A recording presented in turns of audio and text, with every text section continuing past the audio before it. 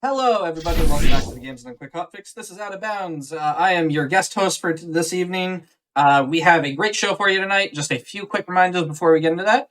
SGDQ 2023 is coming up May 28th through June 4th in Minneapolis, Minnesota. If you're interested in attending the event, registration is open now until May 3rd. Nope, May 7th. You can go to gamesdonequick.com for more information.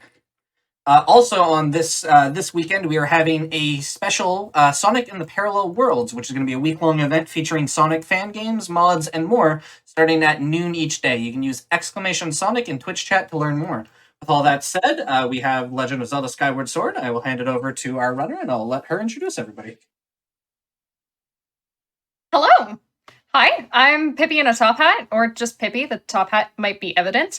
And this is Skyward Sword SD for the Nintendo Wii. And this game has a bit of a reputation when it comes to glitches. I seem to recall hearing the sentence passed around that it's the game that requires a master's degree in computer science to understand. Which I unfortunately don't have one of those, so I'm really hoping to prove that wrong for you. But what I do have is assistance. Hey, assistance, why don't you introduce yourself? Hey, I'm the assistance for today. I'm Gymnast86. I found some glitches in this game, so, and I also don't have a master's in computer science, only a bachelor's, so. Great, I had a minor. Do you think we can scoot those together and make a master's? Yeah, I'm sure degrees are additive like that. We'll make it it work. Yeah. Okay. All right. Perfect. We're definitely qualified to be giving this. Yeah, welcome to Skyward Sword. We've got a lot of glitches lined up tonight, and a lot of silly ones as well as useful ones. But we're in the rare position for this showcase of not having to rush through the very important question of what is back in time?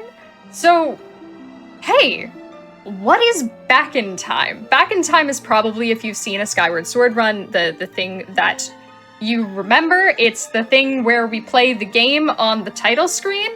And normally we just kind of have to go into it immediately, but we can start pretty slow and easy. Get our feet wet before we get into a full-scale college lecture on comp sci, right?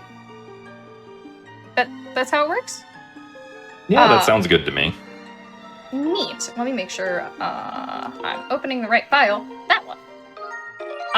So we're gonna start actually with not comp sci, but with a little bit of existentialism, which is, so what happens when you bonk? When you die? Link screams. Yeah, okay, so that's the first thing that happens. So we're gonna be dying a lot tonight. Death is very important in this run. Because after you die, obviously it's gonna come up with the, do you want to continue adventuring? And we have continue or quit.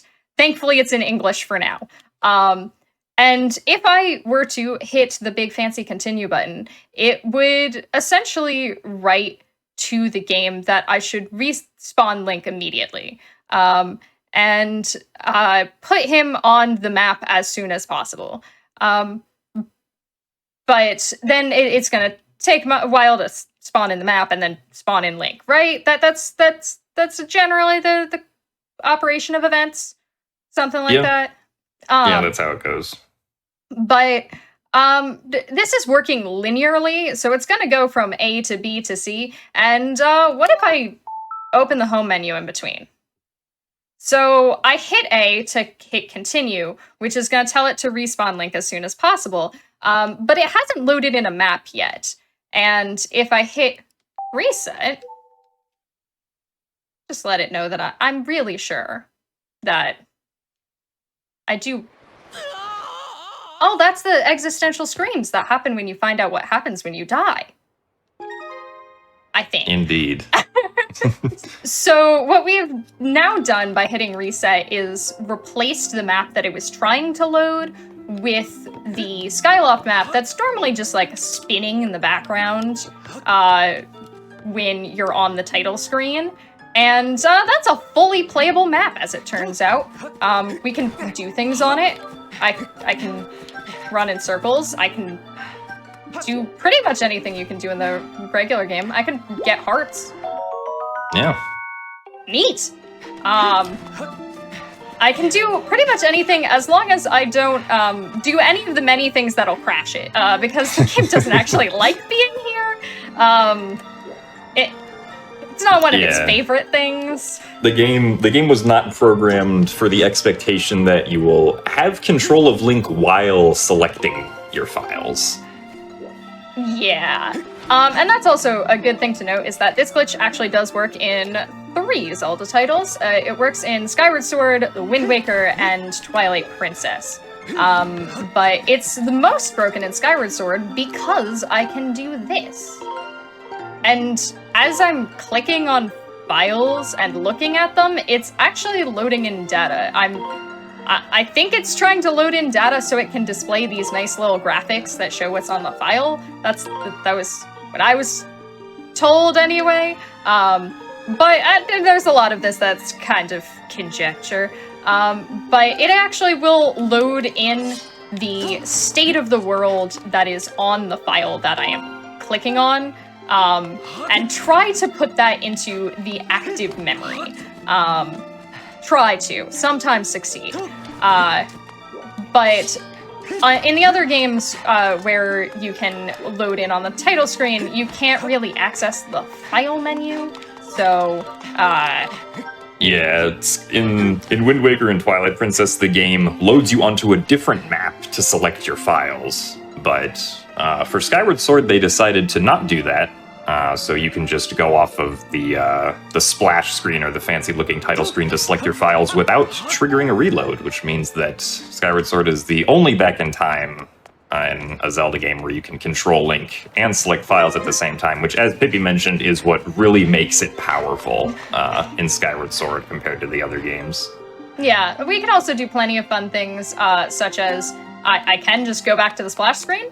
This is the splash screen. We'll be seeing it a lot during the run. If I leave my game here for too long, it'll start playing a trailer to show us what to expect from The Legend of Zelda Skyward Sword. But we actually don't want to watch that because we already know what to expect, and it's a broken, buggy mess. But if I would like to stay on the splash screen and admire it for longer, I can actually hit the minus button to open this prompt that asks if I'd like to view the Wii Motion Plus instructional video. I don't want to say yes. I might want to say yes. I don't want to say yes because that'll actually take us to a very long video. And it's a lot of fun when you're running in Japanese and you have to figure out how to menu out, but all of the back buttons are in Japanese. So I would like to ideally say no, but that's going to be helpful because it lets us stay on the splash screen, which sometimes we want to do for one reason or another. Well, you'll see plenty of them throughout the run. And it also allows us to press A. So if I press A, now I can run. Neat. I love the A button. I hope no one ever takes it away from me. But alright, so we have files. What do we do with them? We got 3 of them. We do have 3 of them. We can load in data. We can load in data. But this also gets even more broken when we consider that the Skyloft map has save statues. I'm just gonna jump in a void. By the way, it's trying to play a cutscene here of one of the Knight Academy people coming to save me or something. I don't know. It is broken. It's broken. But here's a save statue. I'm on the title screen, but that doesn't mean I can't save my file, right? Like... Well, yeah, save statue's right there. Yeah. So I could hit just save if I wanted to. I have plenty of options. A lot of this is going to be menuing through multiple menus at the same time.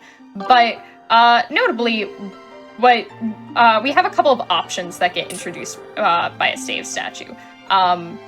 And this is where it becomes helpful to think about Link's position. I like to think about Link's position being made up of two things: the map he's on and XYZ coordinates.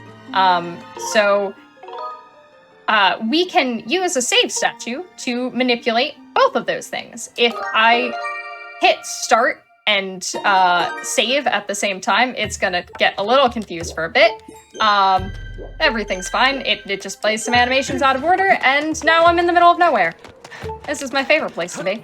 But what it just did was took the coordinate values for that save statue, so where I would be on that map, and it placed them on the wrong map, whatever map I had open before, which in this case was Linear Gorge. And those values in Linear Gorge are out of bounds, so I can see the playable area down here.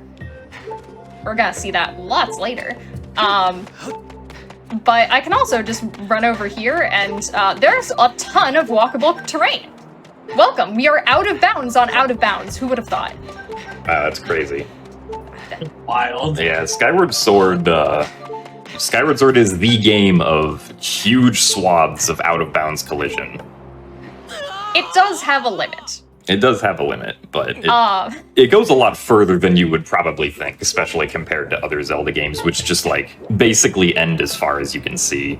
It definitely does not need to go this far. You can sort of see, like, the ground looks different sometimes in the places where you can't go. Yeah, Link's shadow won't get cast if there's no collision. Yeah. We can just jump into the void if we want to. I don't necessarily want to do that forever, though, because we have so many other things we can do with Back in Time. But this is essentially... We have a lot of options with building routes in Skyward Sword, and we will be after this showing off the any % route, which is a bit of an adventure in terms of glitches. There's a lot of them. We'll be doing a lot of them. But I'm just gonna save there because otherwise things are gonna get weird. And jump in the void. We're gonna be dying into a lot of voids whenever possible because it's actually got a faster animation to it. So dying into a void, dying into lava, both of those are way faster than dramatically falling to your knees and dying. Not super helpful. But hooray, we've died. We can just go reset again. Have another existential crisis. We're putting Link through a lot today. We really are. We are. I feel a little bit bad, except I don't. He'll survive. It'll be fine. He somehow always has more lives. More than I do, at least. But yeah, so that is one option for us. That's called a bit warp. We can also do a reverse bit warp, which is exactly the opposite of a bit warp. Instead of saving what map our file was originally on, like this one was on Linear Gorge, and it saving the coordinates from the save statue, it's gonna take the map that we are trying to enter and just kind of place us there. We can mess around with the coordinates a bit as well through bit saving, but we'll get to that in a moment. So, hey Jim, what's your favorite loading zone in Skyloft? On Skyloft? The goddess statue's a pretty good one. Alright, let's go to the goddess statue. Always spend a decent amount of time there. Which will also, I hope you really enjoy the music for the menu. It's one of my favorite songs. I listen to it all the time. I also have been voiding out there because there's actually a separation between two layers that we can't get through without opening this door. But for some reason, if you void out on the stairs, it just kind of assumes that you were supposed to be there. So, yeah. I mean, given how the game naturally progresses, that's a safe assumption. Yeah. So, in order to do a reverse bit warp, instead of messing with the save statue, we're gonna hit start, and then just enter a loading zone. We are technically inside the goddess statue. We are. We're just very far out of bounds. But see, the reason I chose this one is because this matches the blue theme you're going for today. Oh, perfect. Yeah. Wonderful. Yeah. So, can we even see Inbounds? Not really. If you spam the plus button, you might be able to bring up the map. Oh, there we go. Yeah, we're not that far out of bounds. We're just over here. I think he's like really low. So like the floor is like really high above us. Yeah. That makes sense. Yeah, so where you see Link right now, those are the coordinates that Pippi saved at in the Lanayru Gorge. Yep. Just wrong map. Very unfortunate map choices. But it's okay. We have a reset button so that Link doesn't try to die over and over again into a pit. Does bring up a nice point, though, that voiding out in this game does not deal you damage. It's very convenient. Yeah, it's very weirdly convenient specifically for what we want to do when speedrunning this game.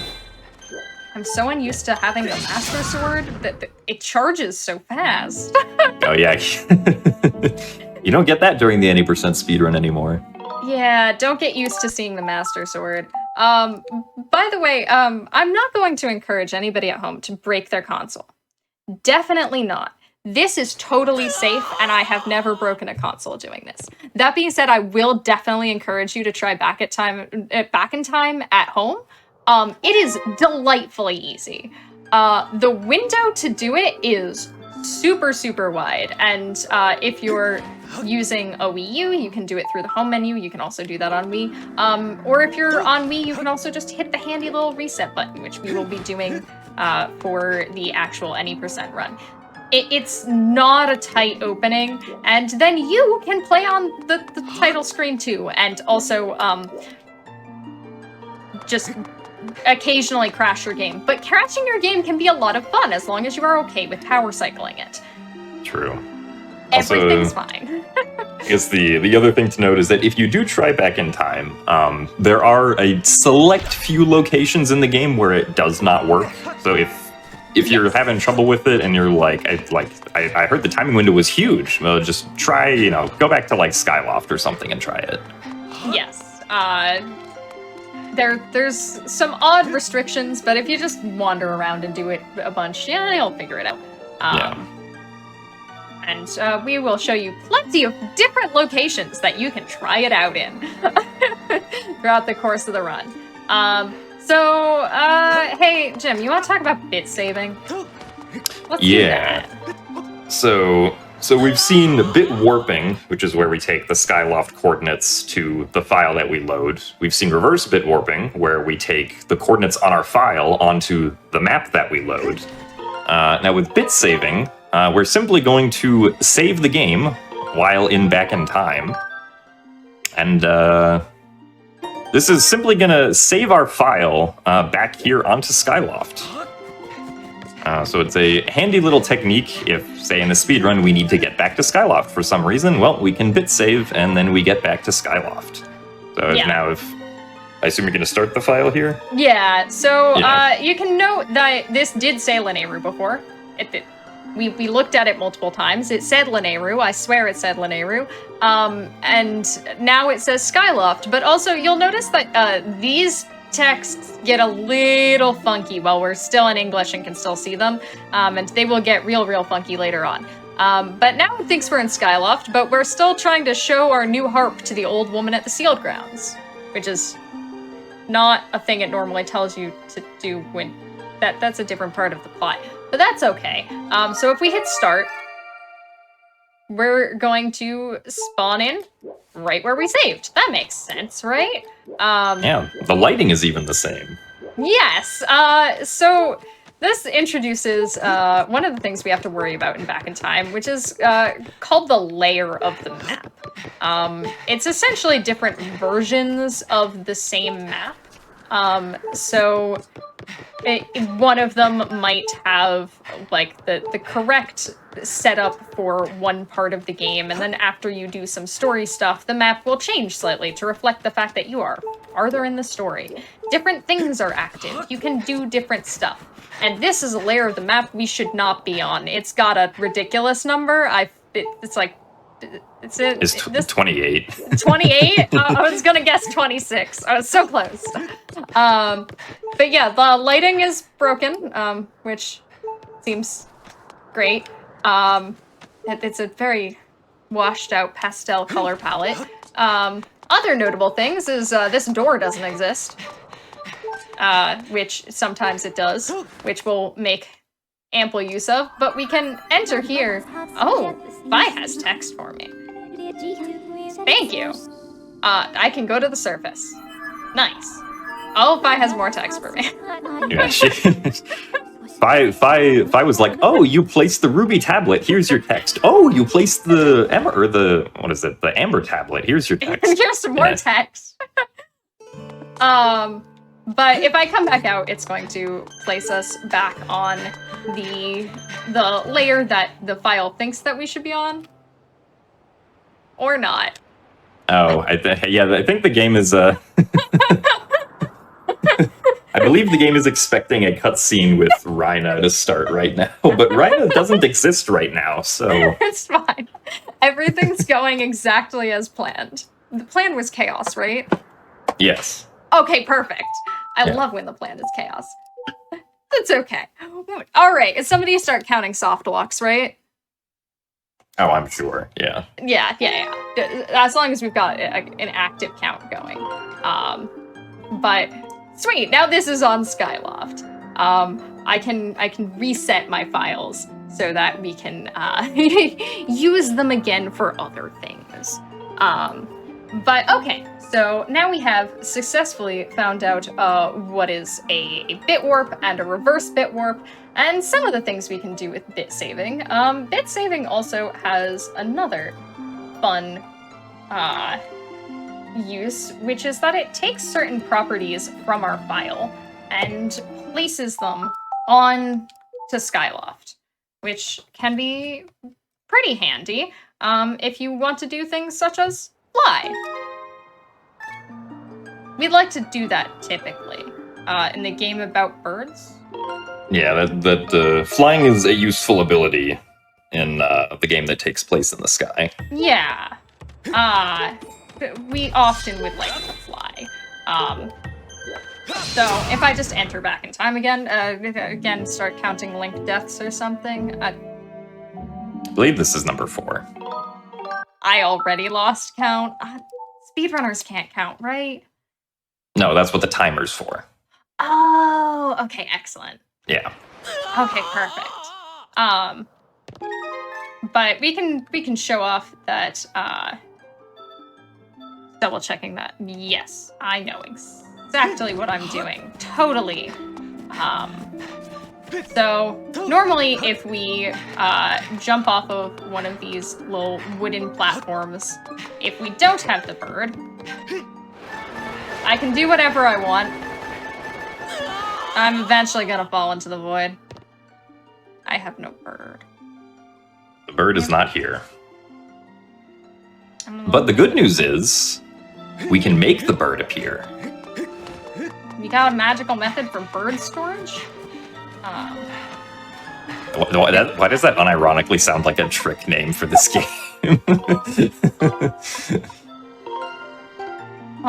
Please interact with the statue, Link. So I am operating both menus at once, and a lot of speedrunning this game is honestly learning how to operate, sort of bifurcate your brain, so that if I use the motion controls to point at things, I'm only really pointing at the top menu. I can be sort of pointing at both if I'm really trying, but if I use the control stick, I am aggressively controlling both menus. So a lot of the time is going to be spent doing a little bit of finagling to make sure that things do what we want them to do. Oh, I don't think that layer could... I didn't realize that one would take me directly to the sky. All right, that's helpful. Oh, yeah. Thank you so much. Cool. But we did see the bird. The bird was there. We did have a bird. We just also crashed. It's fine. I can uncrash the video game. There we go. Nothing happened. Everything's fine. Totally didn't crash the video game. But we did have the bird, which, as I said, there are many opportunities to crash in Skyward Sword. Often, the crash is gonna happen if you are entering the sky. There's only very specific, as we said, there's different layers for things. There's only very specific layers for various rooms that can be loaded in back in time, and I believe for the sky, the answer is there's one. There is one, yes. Don't pick any of the others. There's only one. So we're often going to be careful to make sure that we are loading the correct layer, which means looking at a file that can, in fact, load that layer of the sky, that wants to load that layer of the sky when we enter the loading zone, because that's what it's going to use to pick what layer it's going to load. So yeah, you'll see that a decent amount during the actual run. All right, let's get to the fun part. Hey, Jim, you found this thing called RBM. What's that? Ah, yeah. So, RBM stands for Reverse Bit Magic. It's a very self-explanatory name. I'm sure that's all we need to say. Definitely. No, yeah. But yeah, so there's a trick in this game called Reverse Bit Magic, or RBM for short, right? And so, as we mentioned earlier, when you select a file, the game will load some of the data of that file into memory, and it will also load that data again. Oh yeah, there we go. Look at that. It's a cool memory viewer. That's file 3. You can watch all the pretty numbers change when I click on the different files. Look at them go. Yeah, wow. Neat. But yeah, so as we can see, whenever Pippi selects a different file, the game will load in different values at this very specific memory address. The one that she has pulled up here is the important one for Reverse Bit Magic. But so with Reverse Bit Magic, right?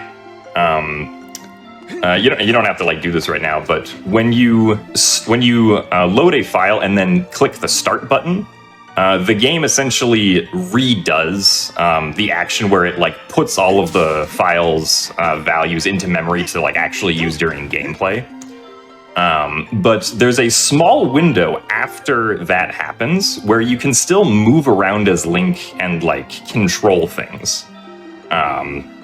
So did you want to do an example with the house here?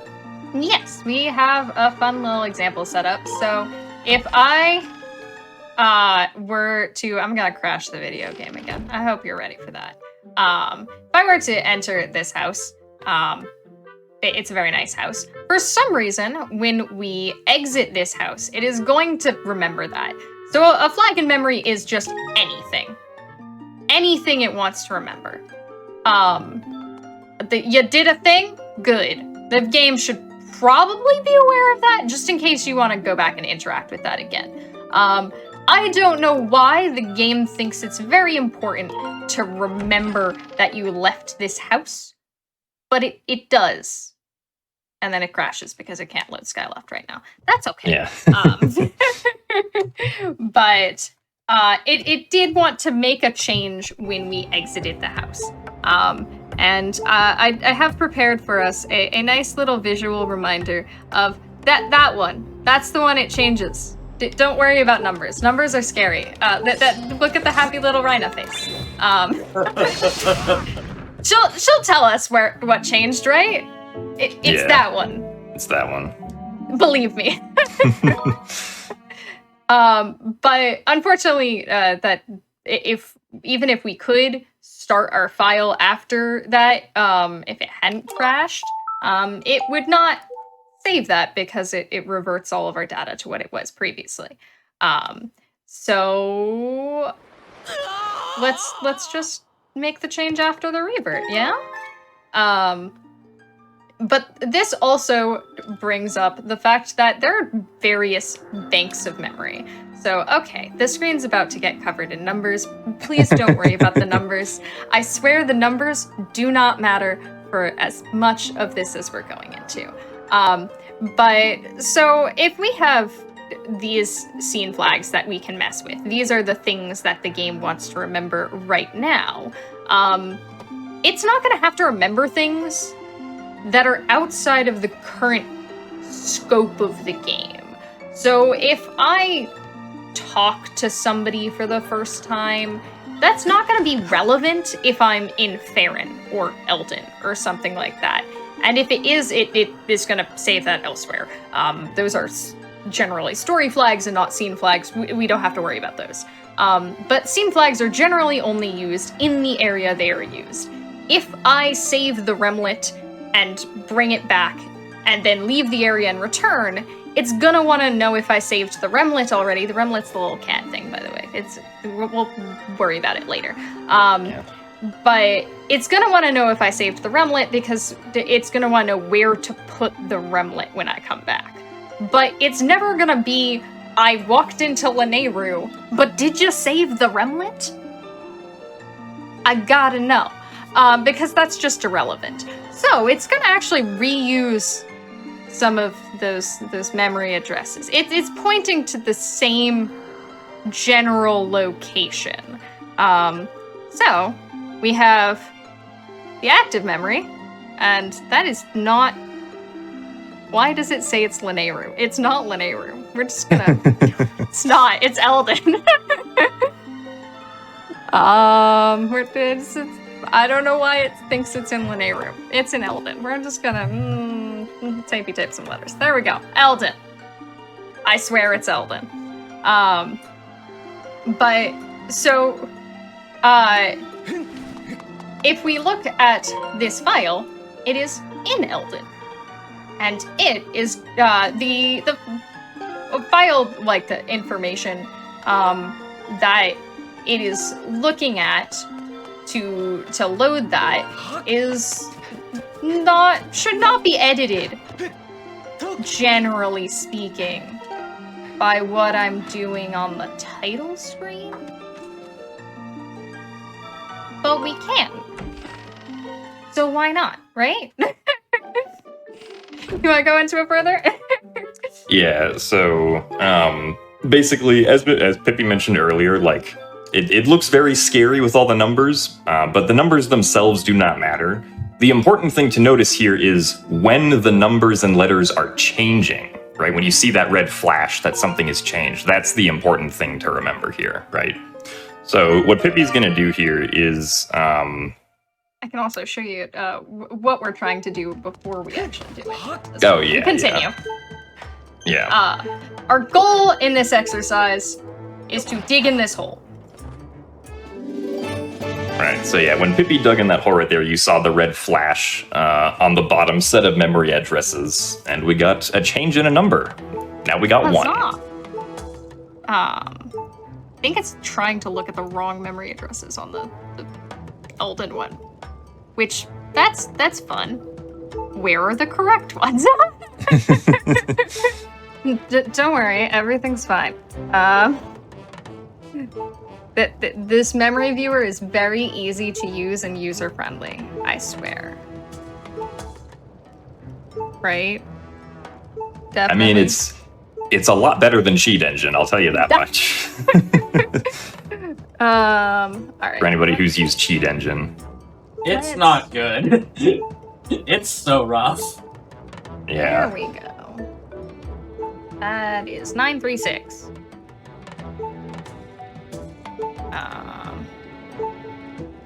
Apologies. We're gonna fix this. 936. There we go. It is correct. Right. I fixed it. We found the missing memory addresses. Yes, as you can see, now the Eldon addresses match the active addresses because we're in Eldon. That makes sense, right? Those are what we're supposed to be looking at.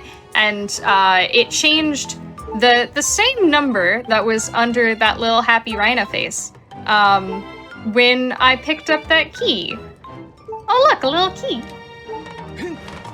did art. But if we want to do that without digging, I don't know, Yes. maybe because we want to. You know, sometimes you just miss the digging mitts. You know, it happens. Yeah, sometimes you don't have the digging mitts. Sometimes you have no items at all. It's fine. Definitely not foreshadowing. Don't worry about it. But if we would like to do that without just digging in a hole, we can instead combine these two things.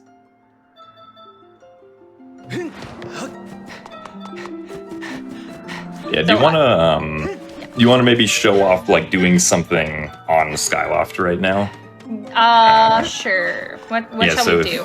What's your favorite you know Skyloft flag? Do you know the pushable box? Is that the one by the Remlin? Or is there another No. one? So if you like move around to the right side of the bazaar. This way. Yeah, this way. Going then for an adventure. Down on this ledge that's in front of you. This way. And then to the left. Oh, to the left.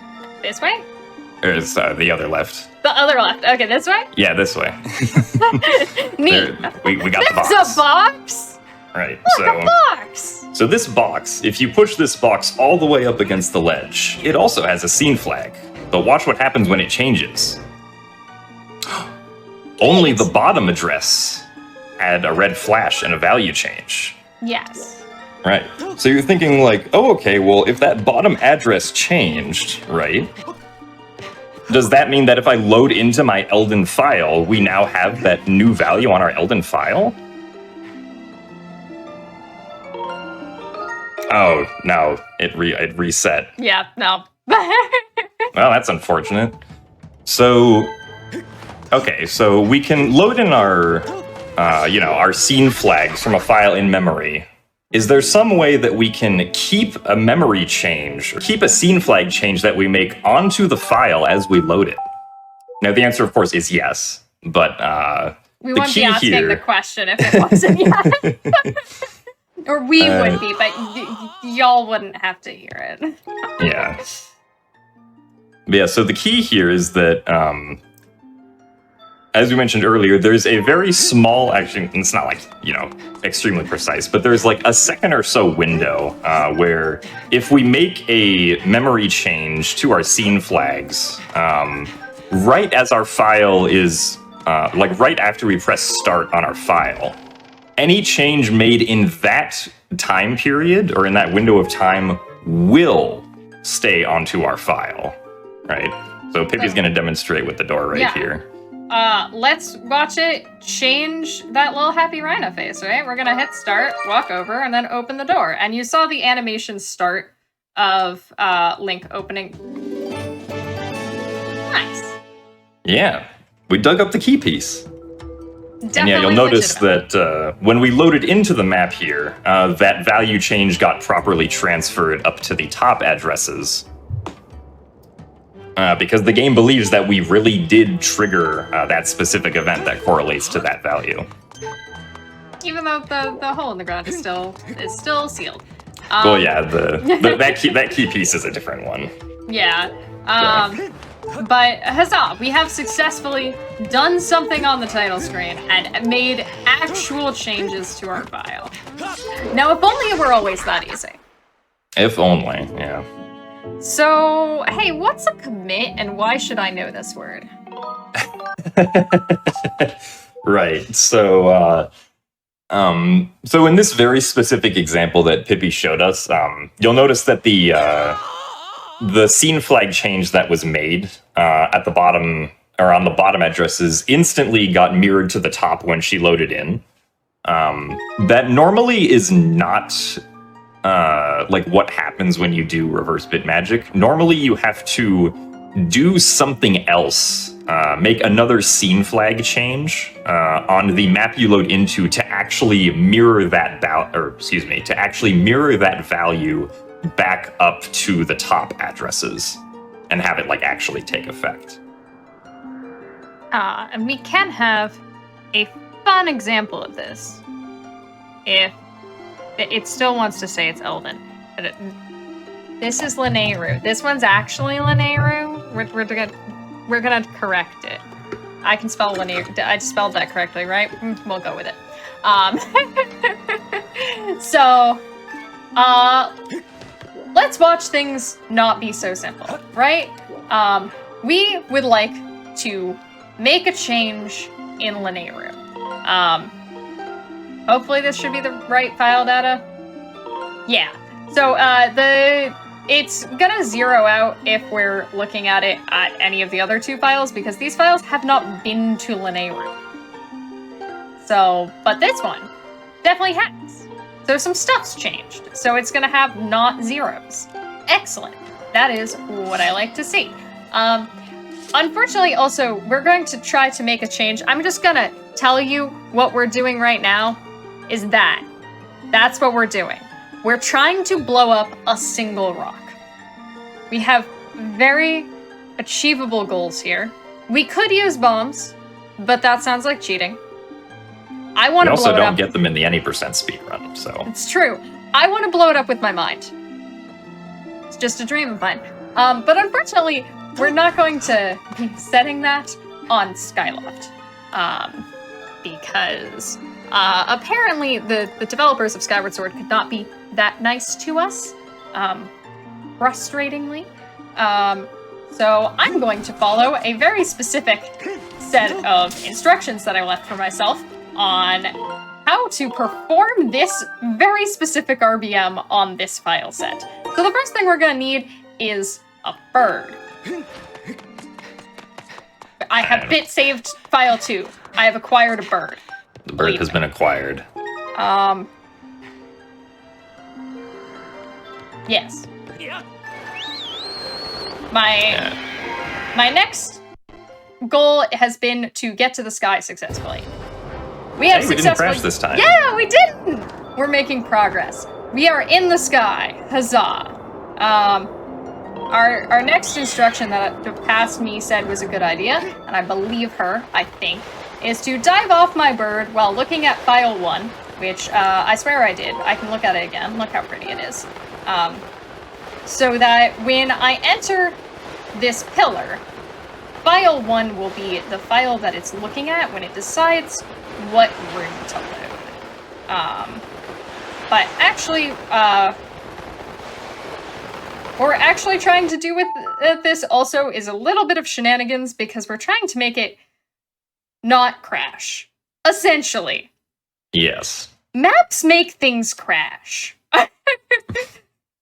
So, looking at file 1 when we enter the pillar will not make a map open, which is good, because that would make it crash.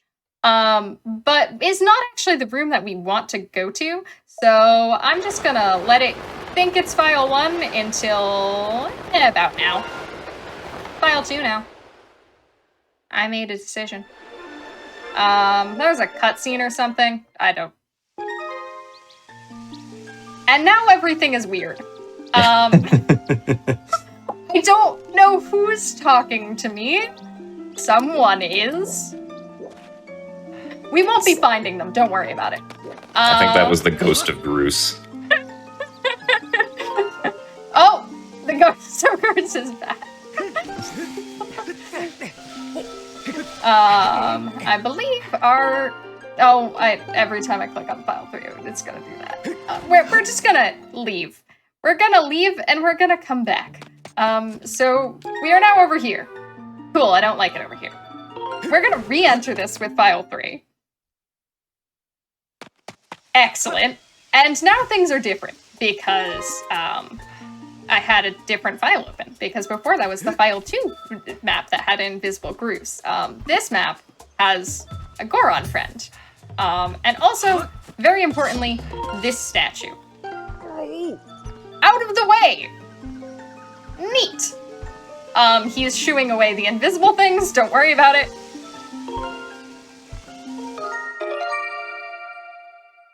That should have made our change. Yep. But yeah. Oh no, it only made the change to the bottom. Who could have seen this coming? Yeah. What should I do about it? Personally, when I'm trying to make a rock explode, but my value does not go where I want it to go, I will simply bonk my head against a wall. I mean, that does look like a wall. It's pretty tempting. Yeah, that's a good wall. Pretty tempting. That's the rock we want to explode, by the way. Look at it. Stare at it. Think about it real hard, and maybe it'll explode, and all this will have been for naught. Okay. Hey! We also got $1! Yeah. That's a commit. We have succeeded blowing up the rock. This seems like a lot of work to do for some very simple rewards. However, I swear in the speedrun it's faster than playing the video game, right? Also, so he didn't feel left out, I gave the Goron a sticker too. Oh. Just for him. But I swear in the speedrun it's actually faster to do this.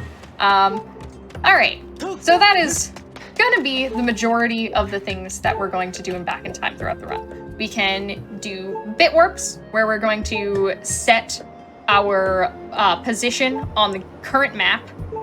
Reverse bit warps, where we're going to set the map with our current position. Yes, I said that correctly. We're good. Yes. It's very confusing very quickly.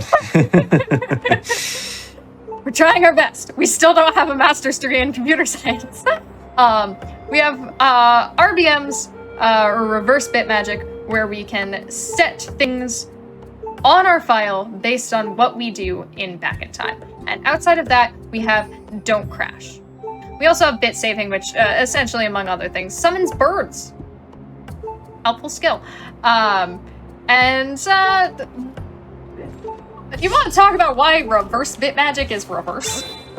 Oh yeah. So so the term reverse bit magic, right, must imply that there is non-reverse bit magic or just bit magic. And so the reason we introduced reverse bit magic first is because reverse bit magic is a bit easier to understand. But regular bit magic was actually found a very long time ago, like over 10 years ago. Except it just wasn't very well understood at the time, so they were just like, "Eh, this is just magic. It's just back in time magic." That's what we're calling it. Nowadays, we actually know why it works, but so Don't reverse believe him, bit. we're wizards. Well, yes, yeah, we're bit wizards. So reverse bit magic was starting our file and then performing some action that changed a scene flag, which we can then, essentially carry over into a different area on our file. Regular bit magic is essentially loading in scene flag values from our file in Back in Time, right? So essentially, anytime Pippi selects a file, she's technically doing regular bit magic, right? Whenever any of the values on screen on the bottom addresses are changing, that is bit magic. But the reason that it doesn't seem like anything is really happening at the moment is because, like we just demonstrated with the rock exploding, we need to commit these values properly first before the game will actually interpret them onto the current map. Now we see if the most obvious one works with these files. I'm not actually sure. You can't tell that these aren't the files we use for any percent. By the fact that they've done stuff. Yeah. This file has the harp. Neat. But okay. We have a file. We have a tree. It didn't make a sound. Make a sound, please, tree. And the tree made a sound. Let's see if that worked. Is that gonna work? No, it is not. Not on that file. Darn. Yeah, it should be, I think file 2? Let's see. File 2 has a bunch of stuff on it. Bunch of invisible stuff. We have more trees. If I can tell how far I am from a tree. Let's see what happens when we bonk a tree with file 2. That one worked. See? Now that we bonked a tree, the gate is open. Remember this gate that I kept voiding out to try to avoid? It's mine now. Huzzah! Thanks, File 2. Oh, File 1 now it's said no, closed though. again. Yeah, File 1 doesn't File like it. 2 is nice, though. We like File 2. File 2 is blue. Clearly my favorite color. But that's bit magic. We'll be seeing it a lot in the any percent run, just kind of skating by, and if anything looks like absolute wizardry, it's probably bit magic, unless we're not in back in time, in which case it's probably just wizardry. Yeah, so if you ever think like, why did that gate open? Why did that log suddenly just teleport? Like, you know, why did Link's sword suddenly change? That's because of bit magic. Yes. Alright, now that we've done our nonsense with these files, let's destroy them. How do you feel about destroying a bunch of files? This sounds like a great idea, especially because we have backups. We do. I can revert these files at any time. Important thing to note is that copying files in back in time is a little bit scary because do you see the plus button on this very convenient large demonstration of a Wiimote that is always on screen at all times? Thanks, Skyward Sword, for reminding me not only what game I'm playing at a drop of a hat, but also what the controller looks like. Thank you. I had forgotten. I closed the gate. But there is a plus sign there with a little scroll on it.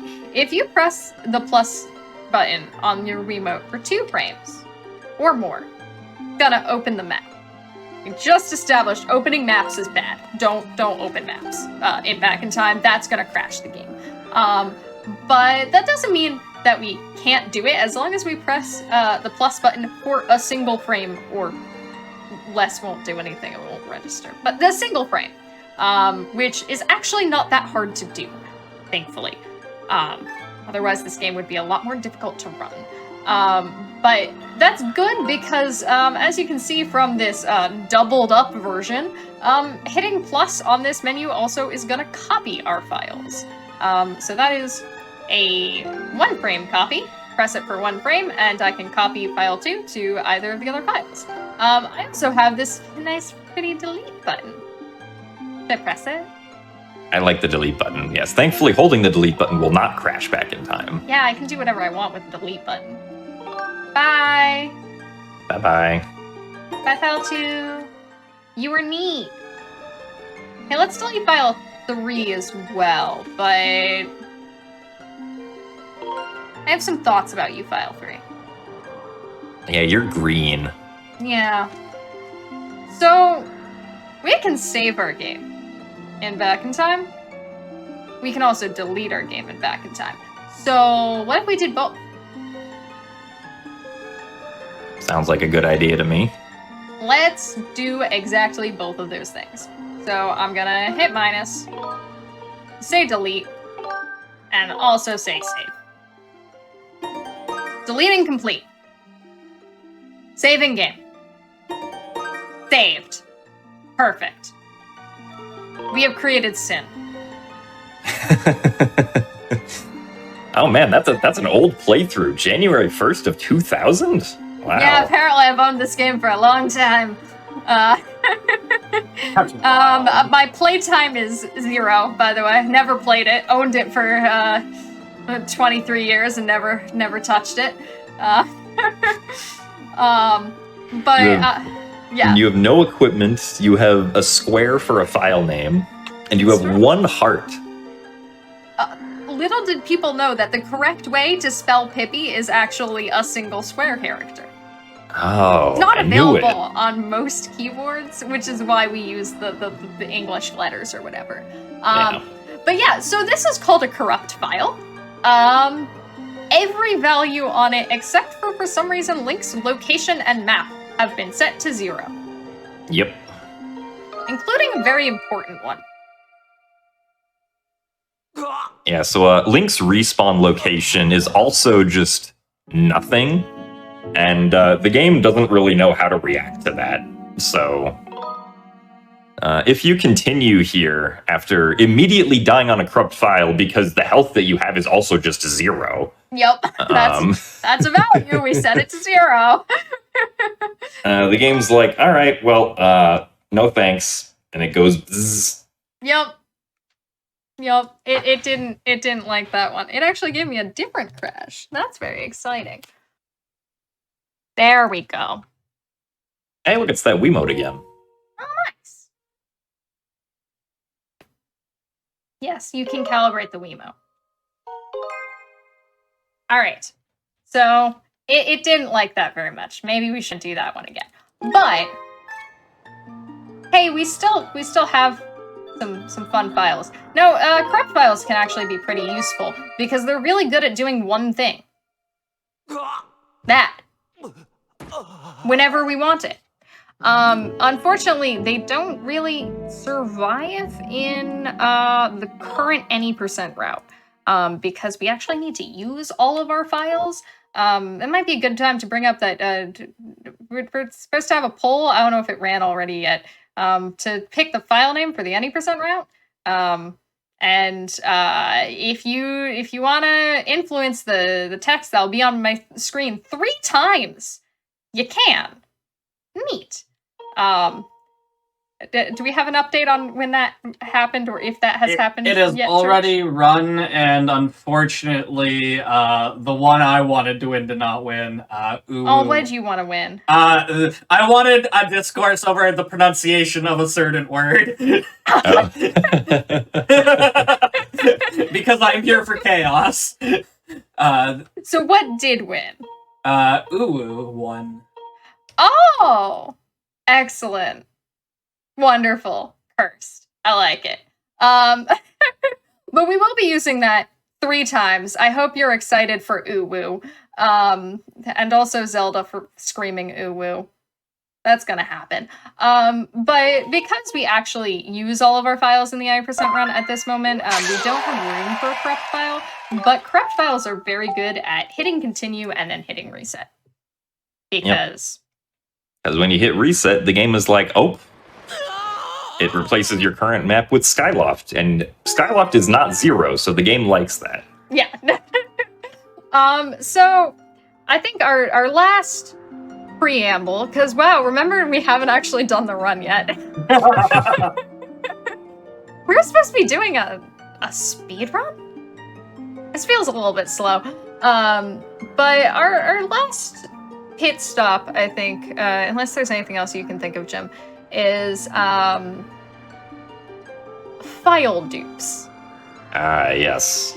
How do you feel about file dupes? I feel like the game really likes File 3. It really does. For I some like File reason. 3 too. It's got a fun name. So easy to pronounce. Much like Spoombles. Oh yeah, chat. How do you phonetically pronounce the name of File 3? Like to know. Oh, how you phonetically pronounce square? Yeah.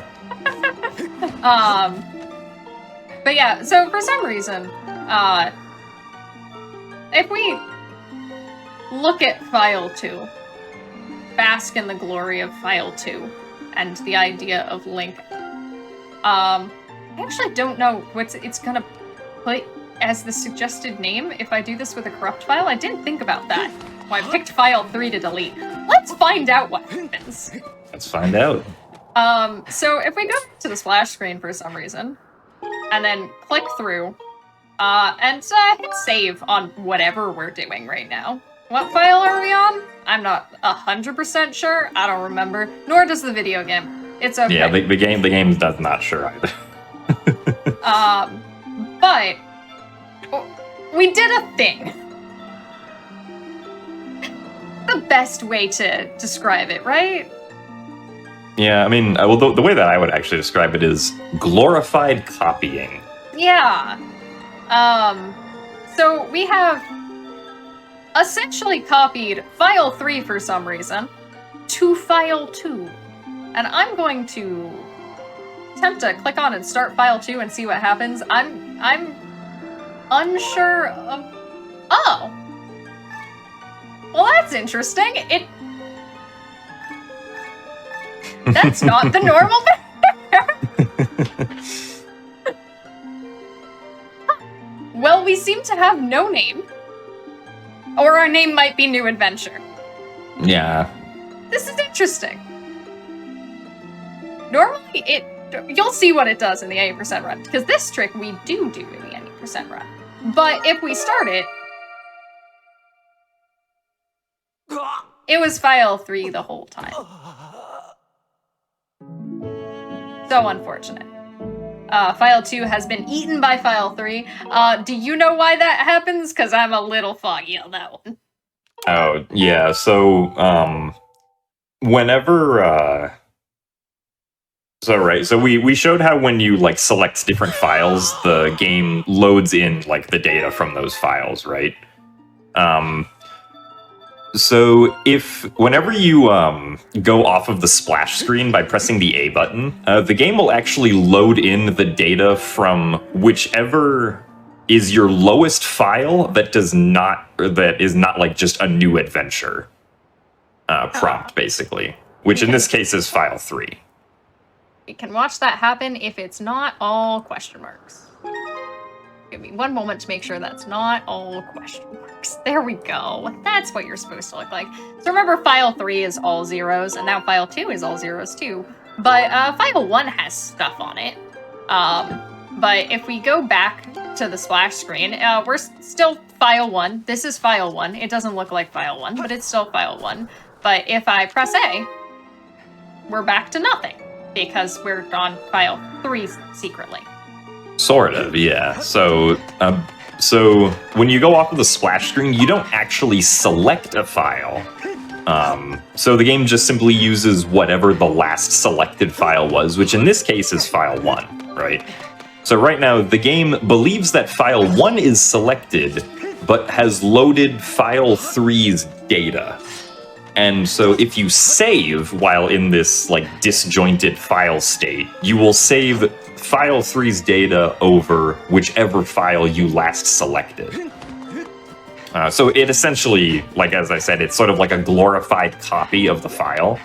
But because we're back in time on the title screen, the game sometimes can't really... it doesn't properly update the file in a way. And so you can still select the copied file as if it's a new game file.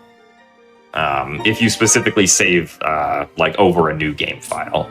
And that is important for the any% speedrun, because we want to be able to select our file-duped file copy as a new game file for specific purposes. Well, file 3 slowly ate all the other files. Very I can't believe file 3 would do this. That's really rude, honestly. Don't eat your friends. I assume they're all friends. They like to hang out together. But they are forever together. Aww, awesome. But yeah, that is generally back in time. Made lots of sense, right? Yeah, I'm not missing anything. More sense than it's ever made to me before. I mean, Church, as a newcomer to Skyward Sword, do you have any questions? This is an interactive exam. Does chat have any questions, or are they still stuck on? I think the word exam might have made some people scared. My question is, do I get a degree for being here? I think you're the TA. Oh crap. I wasn't prepared. Are to you see it. ready? Everybody gets a degree. I'm not dealing with this. Everybody Perfect. passes. Everyone passed the class. Now we don't have to worry anymore. And I never said the word exam. I meant lecture. Everything's fine. But do you have any questions on anything? I actually think you did a very good job, both of you. I don't have any questions. Yeah, if anybody in chat has any questions, now is the time. I didn't really see any while we were going through. I might have missed some.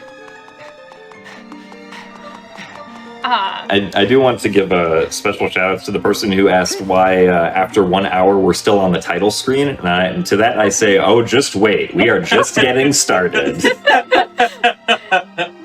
Listen, we established before the run that I'm very forgetful, and if you don't continually shove in front of my eyeballs the title screen, I will forget what video game I run. Just a thought. In case you want to blame it on me. But unless there are any other questions, I think that probably is back in time. And if we wait on the screen for long enough, we get to see a trailer for Skyward Sword. What you're gonna see in the any % run. You're definitely gonna see all of these everything things. in this. I have fun fact. This cutscene, remember how the title screen is layer 28? This cutscene is layer 27. Whoa. Whoa. Most of the layers are like 2, aren't they? Yeah. It usually starts at 0 and goes up from there, but I guess they made some weird exception for the title screen in these cutscenes. Ooh, Demise, we're definitely gonna fight that. We are gonna fight that. But yes, so that is back in time, and I think if there aren't any other questions, I think we're ready to do an any % run. Y'all will definitely understand the whole thing. What was that? I've got one question I see here, which is, does 3 corrupt save files create a stop block that will cause Link to just die regardless of what happens? Well, it will cause a lot of crashing. We can delete the save files and start new files, and just have new files, and then actually play the game. It does not completely dead end you, but corrupting your save file does completely wipe all that data.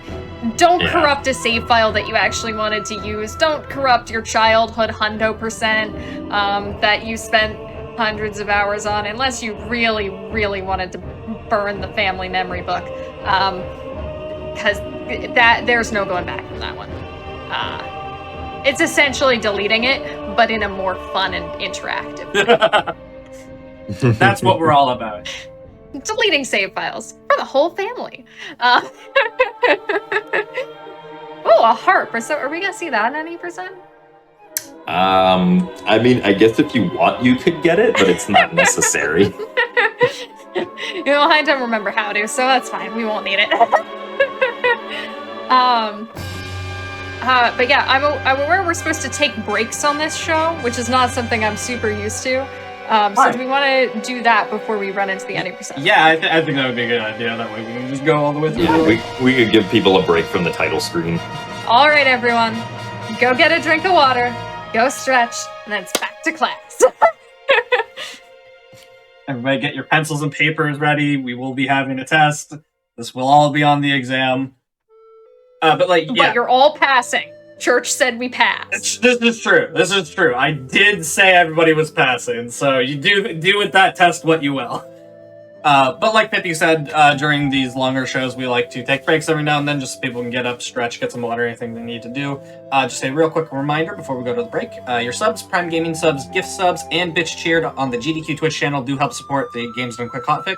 So if you like any of the content we put on, if you like these, glitch showcases, if you like, the awful or silly games showcased on Awfully Silly before, any of our other content, it really does help us put on this kind of content.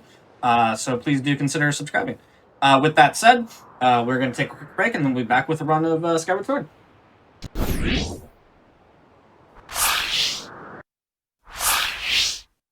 Hello, everybody, and welcome back to the Games Done Quick Hotfix. This is Out of Bounds.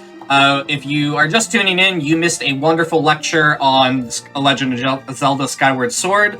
There will be a test, but everybody's going to pass. It'll be fine. Don't worry about it. And now that we've finished with the lecture, we're going to move into a run. I'll hand it right back over to Pippi, and I'll let her take it away. Wonderful. So, once again, I'm Pippi in a top hat. This is my top hat. Nice. But we have just gone through all of what is back in time, right? We all totally understand and took in all of that. So with all of those things in mind, let's put it all together and use it to beat the game in like an hour and a half, something like that. Hour and a half if I'm slow. And Jim's still here too. Yeah, hey. I'm still here to speak the words. You didn't disappear. I didn't disappear, no. Nice. I was worried that might happen. just randomly quantum existence is kind of scary. We've dealt with a lot of existentialism today. So, as you can see, we have switched over to Japanese. Japanese is the fastest language for Skyward Sword because the text scrolls faster for some reason, and there's like less of it. English is really slow, and I didn't want to run in English. So me.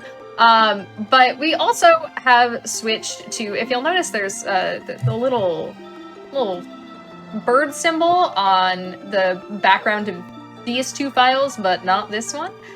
Those are hero mode files, which is essentially the New Game Plus category. New Game Plus setting for Skyward Sword. It means that those files have already beat the game and are going through it a second time. And we use 2 of those for a single any % run, because it does take all 3 files to beat the game once for some reason, because we do things in interesting ways around here. But those are going to come with a couple of benefits. And the first one is going to be skipping cutscenes. I like this is actually necessary to get past some soft loss. It's not just to skip the cutscene time. It's not just because I don't like looking at Groose. However, Groose lost, so unfortunately we will not be seeing Groose. Unfortunate. We might see him. We'll see. We'll see if we're lucky. But so it's gonna have I believe it's 4 benefits. Skipping cutscenes. We take double damage. Which in a run where we die a lot is super helpful. We have an improved Skyward Strike attack. It's gonna do more damage and have more distance, and you'll watch us mess around with that quite a bit later. And also we can play mini games wherever we want. That'll definitely become important for the speed run. Now I believe oops, I didn't mean to hit back. I believe our name is Uwu. Yep. Wonderful. Oops, not Tuwu. That's the sequel. Yes. If it was capital U's, I don't know if that makes a difference on. Oh, it's capital U's. Capital okay, I can give us some capital U's. I'm assuming still a lowercase W. Yes. Aw, it's so cute. Wonderful. All right. So with that, I think we are ready to start the any % run. Keep in mind all the things that we said about bit, because we're going to start using them immediately. Hey, Church, you want to count me in? Yep. From 5 on go. 5, 4, 3, 2, 1, go. Here we go. It's time for Uwu's epic quest. Jim, you want to explain Skyloft? Oh boy, yeah. The small request. Yeah. So yeah, Pippi's gonna skip, the intro cutscenes here, typical speedrun stuff. She's then going to leave Link's room and immediately talk to Fledge. She doesn't care about what Fledge actually has to say. She just wants the game to remember that she talked to Fledge, because the game does set a scene flag for talking to Fledge here. So now that we have our scene flag, we're done with Fledge, and he will not reappear for the rest of the game. Bye, Fledge. Bye, Fledge. You're a good friend. He really is, yeah. He told us about a log later. That's right. That's what his text is, right? I forgot. I hadn't read it in such a long time. Yeah. As we said earlier, we will be using some of these flags in unintended ways. So we talked to Fledge, which is useless on Skyloft, but is useful in Farron. Yeah. Magic. Also, this guy's trying to tell me how to play the video game. Do I know how to play the video game? I mean, it looks like it, yeah. You're moving around. Nice. So You selected the fast option, so yeah, I'm sure you know how to play the game. Nice. Wonderful. Okay, so we're immediately gonna try to skip things, if I can. I like to call that final boss skip, because it's for some reason the final boss of my speedruns. I'm very inconsistent at it, but we got it. Huzzah. If you don't get that he talks to you, we're, by the way, saving a remlet, because I'm a good person, right? Yes. Not because we need the scene flag value, just because we're good people. Totally altruistic reasons. not selfishly motivated cat rescue at all. Oh, look at it. It's so cute. I need to bring it home safe. But yes, this would not normally be required to just beat the game. But again, we need the scene flag. And as I said earlier, it's relevant on Skyloft only for if you save the remnant. It's relevant elsewhere for other things. Indeed. We like. Also, I'm saving the game for safety, because I'm definitely not going to die. Absolutely not. Oh, hey, look, a pole. Oh, well.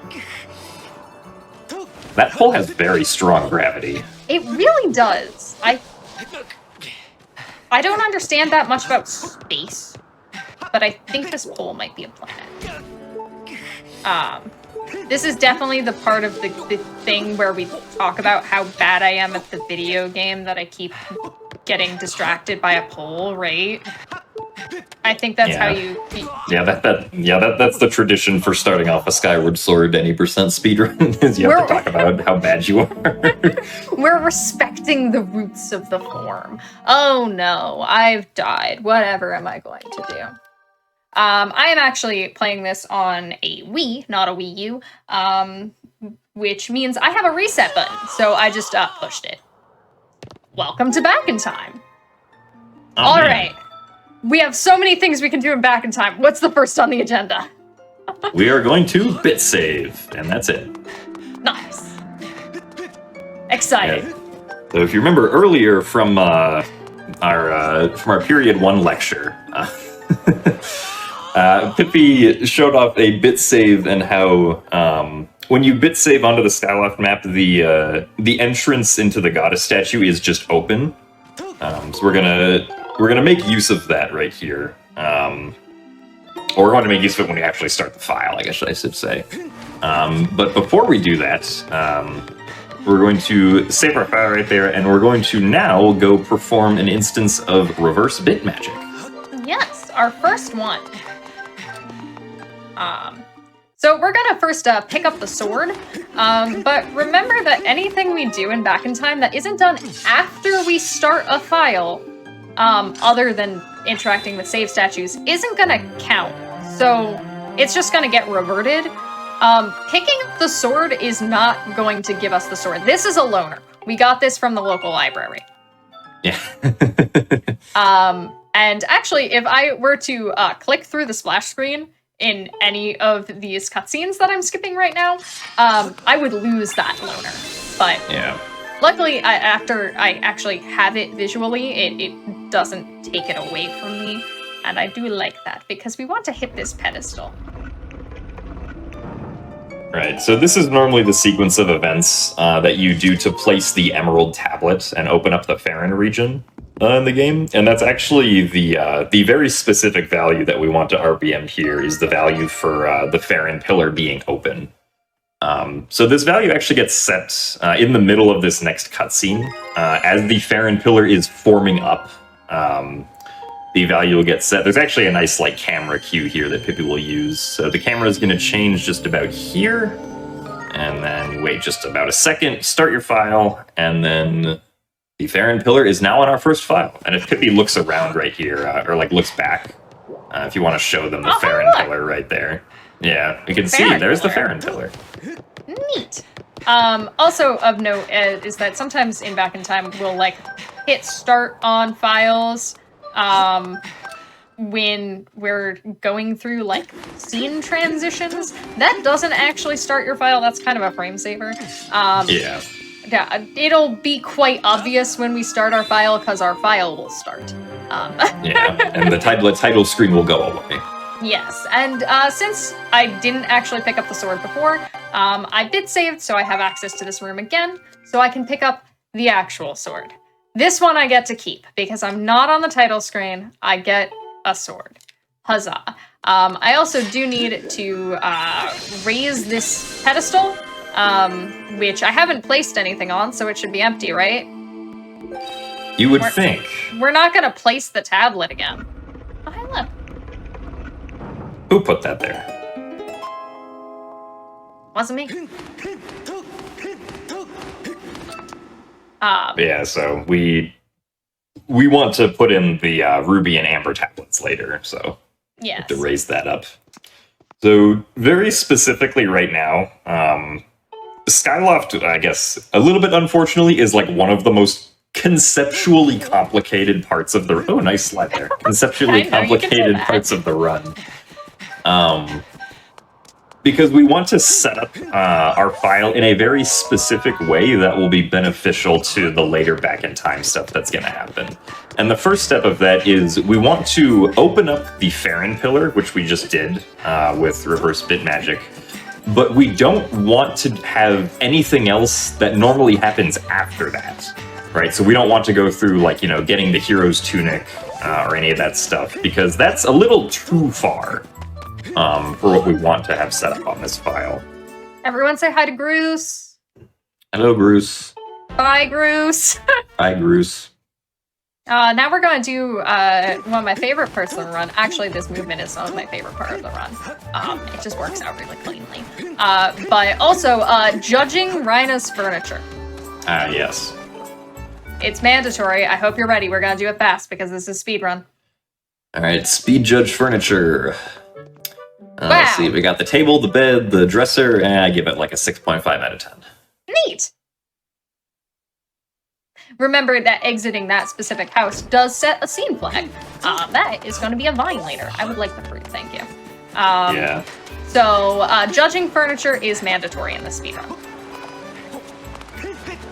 Yeah, so just like with talking to Fledge and saving the remlets, exiting that house gives us a useful scene flag value, even though it's something you'd never actually have to do in the casual game. But we're gonna go save our Loftwing because apparently our Loftwing is in peril. Something like that. Something like that. We're watching a lot of the cutscenes out of order at the moment, so the order of events is gonna get a little bit messy. Yeah. But also, I would like to die soon, so I'm... Oh, hey. Oh. That was... They tried to tag team you. That was a sassy slime! But I'm gonna just damage down. And as I said, we are on hero mode, so 2 hearts is essentially 1 heart. So almost anything will kill me. By the way, my favorite text box in the game. Uwoo! Ooh. Thanks, Zelda. It just says whatever your name is, and that's it. Yeah. So Zelda's like hearing voices or something. I think she might be stressed. But we're actually gonna save and quit to the title screen. Our next instance of the title screen is actually going to be the title screen and not back in time. This is rare. Yeah. But of note, I'm just copying file 1 to file 3. So file 3, when I load into it next, will be here. Excuse me, here. Right here. Right before I save the Loftwing. And that is where I would like it to be. That'll become relevant. My Loftwing! Why is it in a box? You want to talk about what's coming next?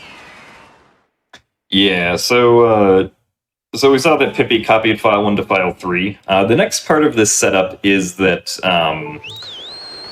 we want to take a file that has not saved the Loftwing into the sky.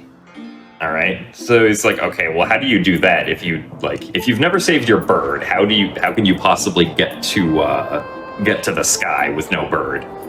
And the answer, of course, is back in time, as it always is. But so specifically here, Pippi is progressing file 1 to a point where we can save the fact that we have the bird on file 1.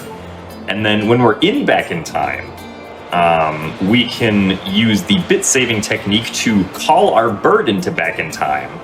And then after we perform some actions with our bird, we can load file 3 into the sky, using the bird from file 1, right? That's what we will be doing at the next opportunity after Pippi goes through the lofting tutorial here and then attempts the legendary wing ceremony cutscene skip.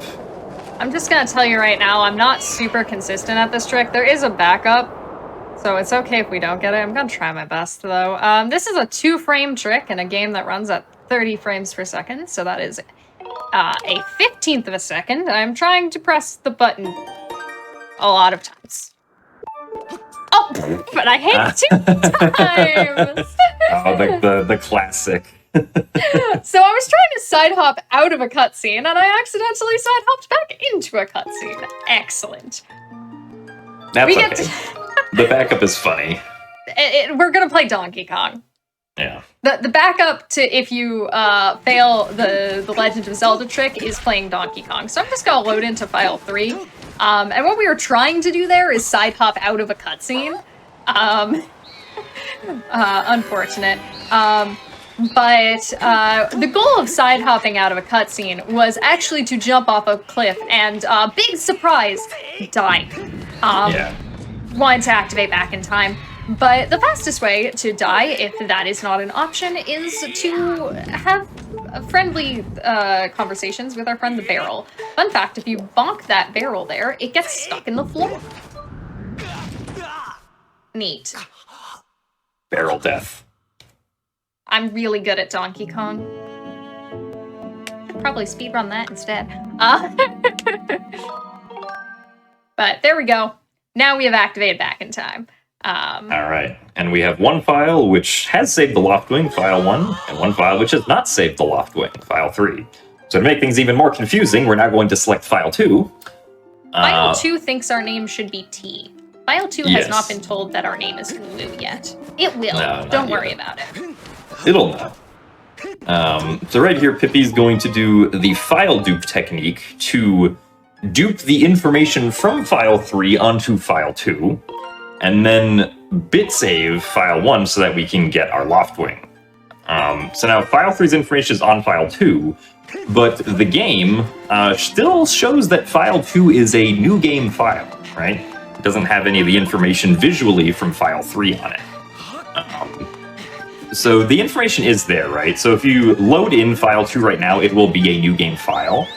So what we're going to actually do to it is we're going to load it in as we load into the sky right here, which will put file 2 into the sky instead of loading it like in Link's room, as you would normally expect, right?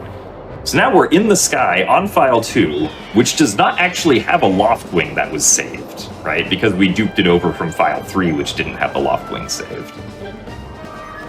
And this is important because this specific phi trigger right here gives you the ability to dive off of your Loftwing. And the final sort of file setup that we want here is we want to get the ability to dive off of our Loftwing before saving our Loftwing, which is why we're doing this. I'm trying to just die, so I go back to the most recent place where oh, that was kind of nice. That bird's name is Guava. That's what I say. His name is Guava. Guava the Guay. Definitely not because I forget how to pronounce that bird species name a lot. His name is Guava. But oh cool, because this was the data from file 3. We loaded in back over here. And Yep. file 3 was about to rescue our Loftwing, so oh my god, my Loftwing! Oh my goodness. I never would have seen that come. Oh. Thanks, Link. Link likes to get distracted by those barrels. A lot. Yeah. Link is like, ooh, barrel. But since we have watched that Phi cutscene, and we now have a bird, we can call our bird, and we're gonna enter into the tutorial where, Zelda taught me how to flap bird wing, go flap flap, yes. Yes. With motion control, yes. Look at me, I know how to flap. I'm going to count to 11 now, for no specific reason. Yeah, so when you do the lofting tutorial here, you're not supposed to be able to jump off your bird, right? And the game even prevents you from really going anywhere because it puts up these barriers that the Loftwing can't get past. But Link is not the Loftwing. so Link can get past those barriers. And so Pippi over here is going to fly over to the Farron pillar, but before that is going to go splat. Splatting is very important. Yes, the splatting is very important. It saves a lot of time, actually. And now with and now with the Farron pillar open, can just enter the Farron pillar.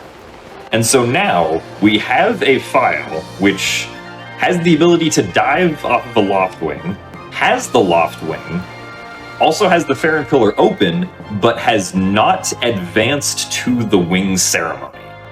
Because this is the very specific state of the sky that we want. Because this is the only state of the sky that will not crash in Back in Time. You'll note that for the rest of the run, every time I enter the sky, I'm going to switch it to file 2 in Back in Time. Alright, I want to call quick attention to this location. We'll be seeing it a lot. It's got like a spiral thing going on. It's neat. There's a little area down there. This is definitely not foreshadowing. Alright, I entered a new area. So, best practices when you're playing video games. When you enter a new area, you should save your game. You know, just in case. Just in case you accidentally die. You die, yeah. In case of emergencies. Oh no! Alright. Oh no! So, this is... We went from probably the most complicated bit interaction in the run to probably the second most complicated one, so I'm gonna do a bunch of stuff. Yeah, this is the longest one. So first, Pippi's going to copy file 3 to file 1. File 1 we don't need anymore, so bye-bye. And then she's going to do a frame-perfect copy of file 2 to file 3, because we want to sort of lay out our files in this specific way here, just because it's most convenient for the run. And then she performed a bit magic with file 3 up, which is now also file 1, so they kind of do the same thing when you select them now, to open up the gates at the top. And then she bit saved file 3, so now file 3's coordinates are set here on Skyloft, specifically at that bird statue. And now because we saved at a statue with the file that has the bird, we can call the bird, and we're going to fly over to the one loading zone we can actually trigger at this point, which is just over here by the windmill. Because by default, all the loading zones are off until you have the tunic, except for that one. And now we're going to take Back in Time using this layer of the sky that does not crash. And we're going to bring Back in Time into Farron Woods for what we will be doing next. Also, this skydiving portion right here in Back in Time is, like, unironically very difficult to do correctly. This is the point where, like, a lot of runners will just lose time because it is, like, basically impossible to tell if you are skydiving straight unless you have a visual of the pillar in front of you. And could be selecting the files in a certain order to not crash when entering Farron. And here we are. Also, remember how we talked to Fledge, like, 15 minutes ago? He's gonna raise up the log here for us when Pippi selects file 1 here.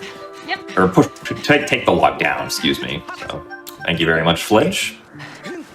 Fledge's utility has been appreciated.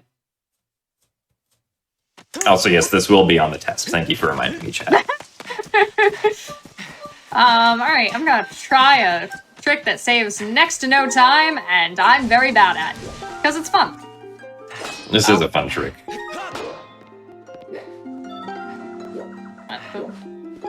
Oh, and good job. I'm trying to jump. That's an interesting failure. Blink! Give it one more try.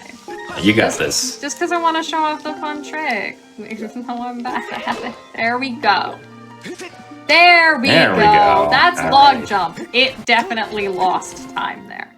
It's okay. Time's not the important thing here. Yeah, but it's fun. So. Yeah. There's a small cutscene that plays when you actually push the log up against the ledge. The game's like, hey, did you know you pushed the log up against this ledge? I bet you didn't know that. But yeah, so if you do that jump there, it skips the cutscene. You want to talk about file 1? Oh yeah, so after this specific back in time instance, we're going to be playing the run for a little while on file 3. We're going to save file 1 here for later keeping, just because we're going to need it later, but we don't need it quite right now. Pippi also does not want to select file 1 until she gets close to this Octorok, so that she prevents a long drawn-out cutscene from playing that does not help us. It is quite funny, though, so... Yeah, that's true. It is funny. You'll want to see something interesting? We will only do it once. You do it twice, you soft lock. I don't want to do all this again. Until next one. But for some reason, on file 1, my flags say that I should watch this very long cutscene of a door opening, but it'll only happen if I'm facing in certain directions. So I think if I face in this direction, everything's fine. It's fine. If I face in this direction, it's good. Things are still fine. Where is the direction? Oh yeah, so you need to turn around and then target to bring the camera around to look at the door. Yeah. There's the door. Isn't this door so cool? We found a door. I'm gonna get off of file 1. Yeah. I don't want to stay there. Staying there is dangerous. Alright, let's turn the camera back around. But I died there to cause a map reload because, hey, remember when we judged Rhina's furniture? That put this vine down, but without reloading the map, it didn't actually put the vine down, so we had to do that real quick. Yeah. And now, Pippi's gonna teleport all the way across this map to Skyview Temple after she skips this cutscene. And oh man, Skyview Temple just opened up on its own. That's weird. Yeah, it's a little wacky. And now, with file 3 selected, which was last bit saved on Skyloft, she's going to start file 3 and then skip the intro cutscene to Skyview Temple, which will trigger a reverse bit warp and spawn her deep into Skyview with those Skyloft coordinates that were saved about 2 minutes ago. I hope everyone followed that. Yeah, so that is the longest and one of the more complicated back-in-time sequences in the run. But the end goal, of course, is just get to Skyview Temple as fast as possible, pretty much. Unfortunately, that version of Skyview Temple actually has a lot of things unloaded. Ooh, watermelon glitch. That's a fun glitch. It's gone now. But, so I have to exit the room and re-enter for it to load a bunch of things, like enemies, and a very important titan. That we're going to see. I don't care about it. We're going to see very shortly. Oh, he lost interest. Oh, don't do a diag. Oh yeah, so this spider is very scary. If you die to this spider in the run, you have to do that entire back-in-time sequence all over again. Good job, me. I'm just demonstrating it. Yeah, so this is what you don't want to do. Yeah, luckily since we don't super want to do that again. I'm trying to remember what I made my file name on my safety saves. So I don't remember what I saved. Yeah, we might lose Uwu here, unfortunately. We might. I don't know what I set it to. But I'm sorry about that. We can fix it though. I usually have a tendency to jump too late, so I jump too early. I will not. No, I have to erase it. I can't check first. Unfortunate. Yeah, that spider has ended many runners' runs and forced them to reset and talk to Fledge again. Yeah. Hopefully we will not lose Uwu. I will give some spoilers for we also have in store a miscellaneous glitch exhibition at the end of this. And some of those files are also Uwu. So, and we did get to see Zelda say it quite loud. We're going to put down my Wiimote to calibrate it properly. This is very important. I think actually the fastest strat is to wiggle it a bit so it goes almost all the way around. And then just moves the last little bit because it does that really slowly. for the optimal task strat that I'm sure everybody cares about. No, I just made it a period. Oh, boring. This is what I usually set my name to on runs. But oh wow, we've teleported across the tightrope. Oh wow. Huzzah! Huzzah! Nothing went wrong at all. And this is why you keep safety saves. Alright, let's do the rest of the temple. Yeah, the little bit we actually get to do because we skipped like 80% of it. Yeah. Yeah, thankfully the Skyward Strike comes in handy here because we do not have the Slingshot or the Beetle. We'll not be getting them. With a well-timed Jump Slash and Skyward Strike, we can hit the second vine there to bring it all the way down. That hit! I didn't think that hit. Yeah, so there's a quirk in how the items... That's a new one. Interesting. I touched safe ground though, so... Neat! Can I say that's never happened before? Yeah, as far as I know, I've never seen that. And then I jumped into the void. But That's not the right show title. Oh no! We already went out of bounds though. These ropes are awful, in case anybody was curious. They're programmed interesting. Yeah, I don't know what happened. The original Wind Waker's ropes were fine, and then ropes just got worse from then on out, as far as speedrunning is concerned, with the ropes. Hey, do you want to do G1 or talk about G1? You want to play G1? You want to talk about G1 so I can play G1? Yeah. Girahim 1 is a bit complicated. Most bosses' health is a bit complicated in this game. The first phase is pretty simple. You just, surprise him with an attack from the other direction that he doesn't have his hand at. You do have to wait a little bit before you cannot do it, otherwise he will catch your sword. And just do this 4 times. He's being real saucy. It really is. I have a personal vendetta against Girahim. He stole my haircut. True. Yeah, Where I can I've had it understand. first. Alright, so for this next phase, so when you attack Girahim like this, the later attacks that you do in a combo actually get a damage multiplier applied to them. So what Pippi wants to do is begin by doing a single, regular slash, and then follow it up with quick spins, because quick spins do more damage, and we want the damage multiplier to apply to the quick spins instead. Right? So this will, if done will cut off a cycle of the fight and turn it from, I believe, an 8-cycle fight into a 7-cycle. Really? Interesting. Thank you, Girahim. Girahim just wanted us to do that again. I'm very sorry. Yeah, you also always go into this fight with 2 hearts, so it is precarious to not get hit. Yeah. Unfortunately, 1 hit from anything will kill you. Alright, but this gives me the opportunity for him to not be sassy, right? Yeah. Rematch. Actually, I don't know if we can ever make him not be sassy, I don't know. But we can try. Can I out-sass Girahim? I'll find out. But yeah, he has some RNG to what attack he picks. And for some reason, that one,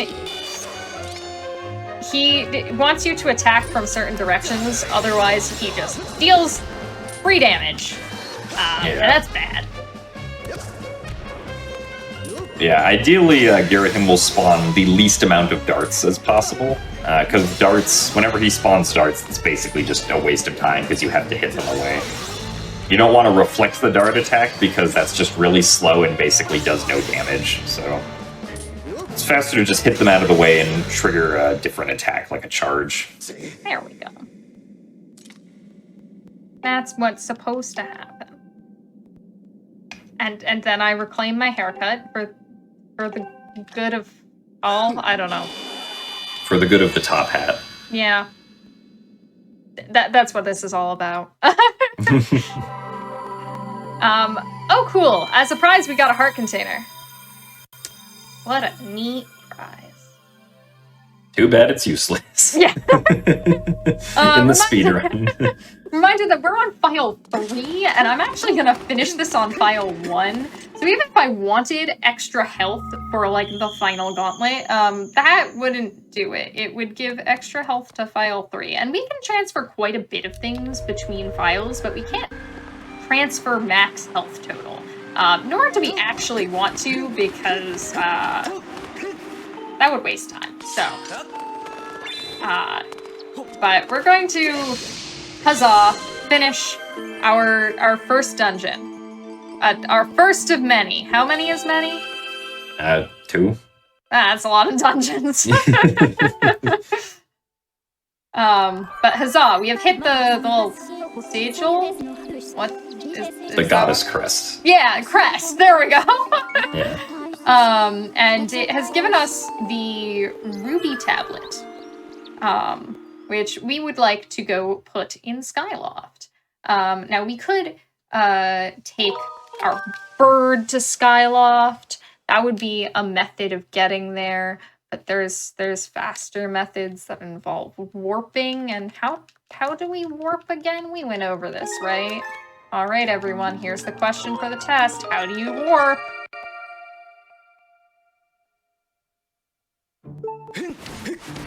If you said die, that's correct. That's step 1. Yeah, is it A, die, B, talk to Fledge, C, rescue the remnant, or D, all of the above?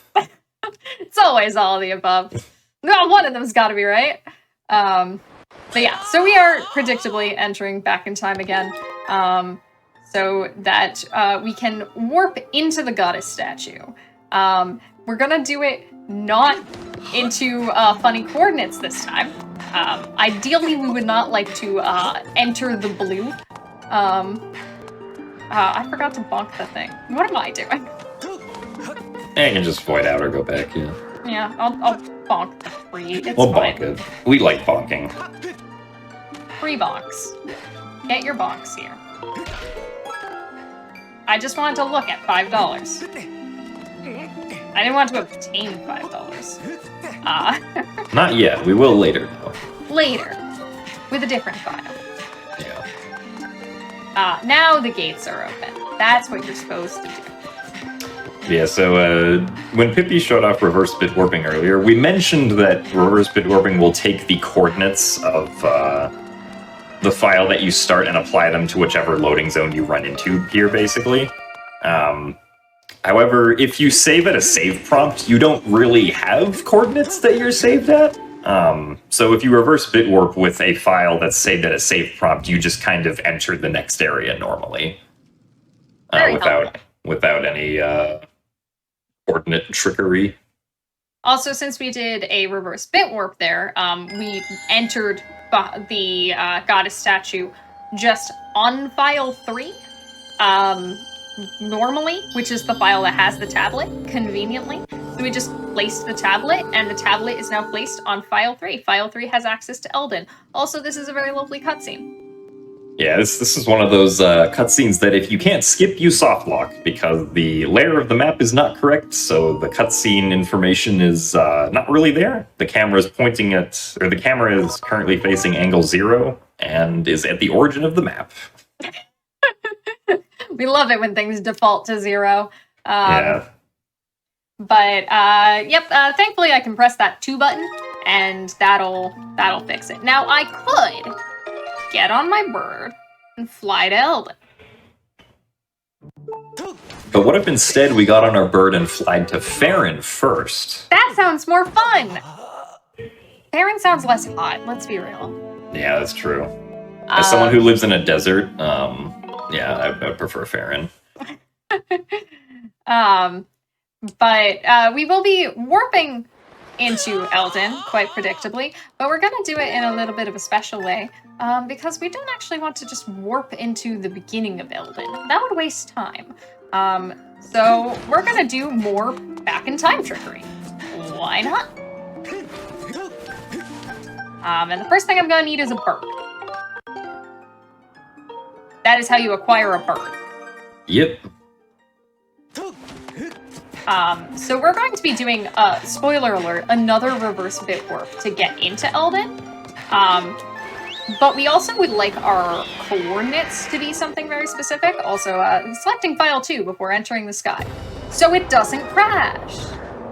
Exciting. So, as it turns out, none of the save statues on Skyloft have the coordinates we're looking for, but one of them on Farron does. So, it's, I swear, faster to just go to Farron. It is, yeah. If my motion controls would tell me where I'm going. There's the clouds. Skydiving is lots of fun. It's my favorite activity.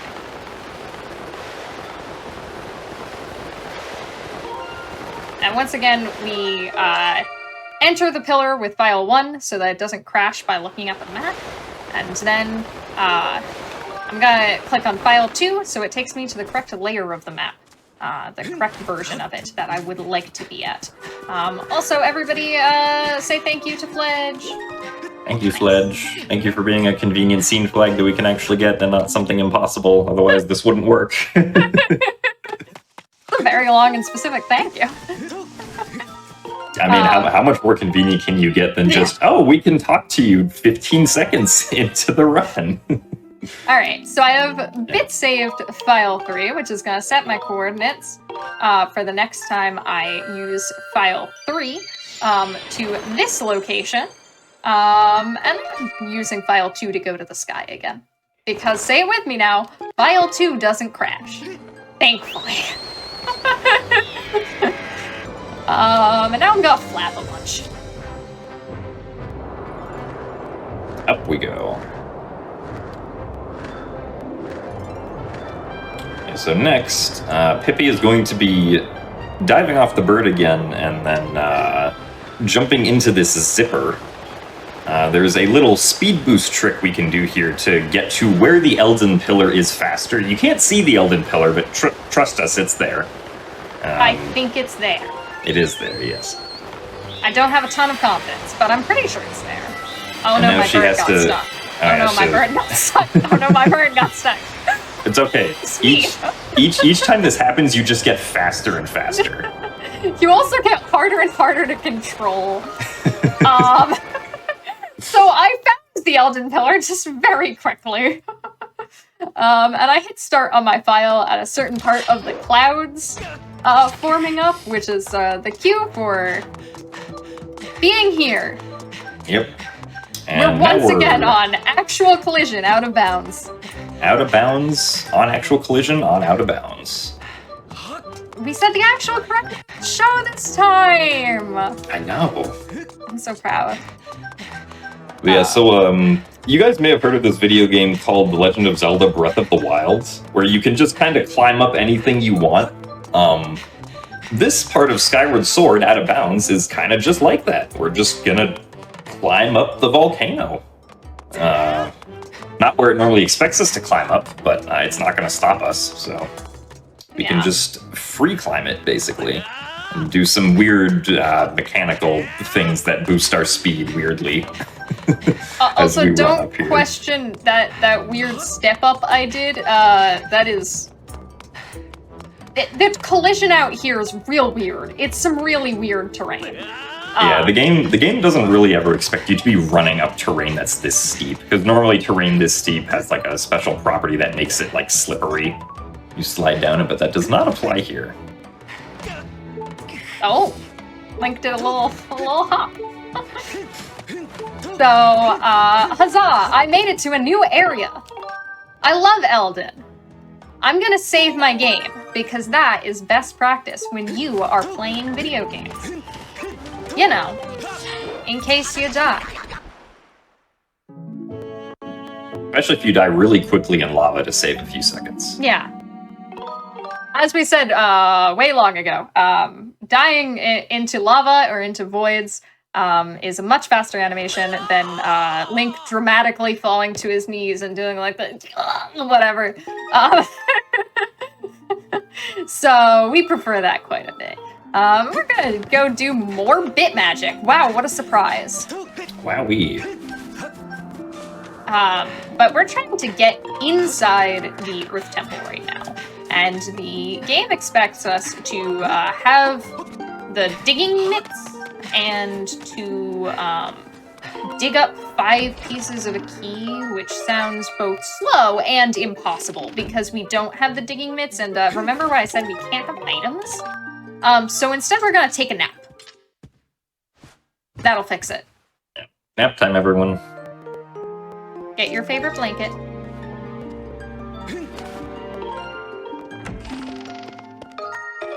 Importantly, we have to exit that house with file 1 or file 2, because file 3 will crash. Yep. Alright.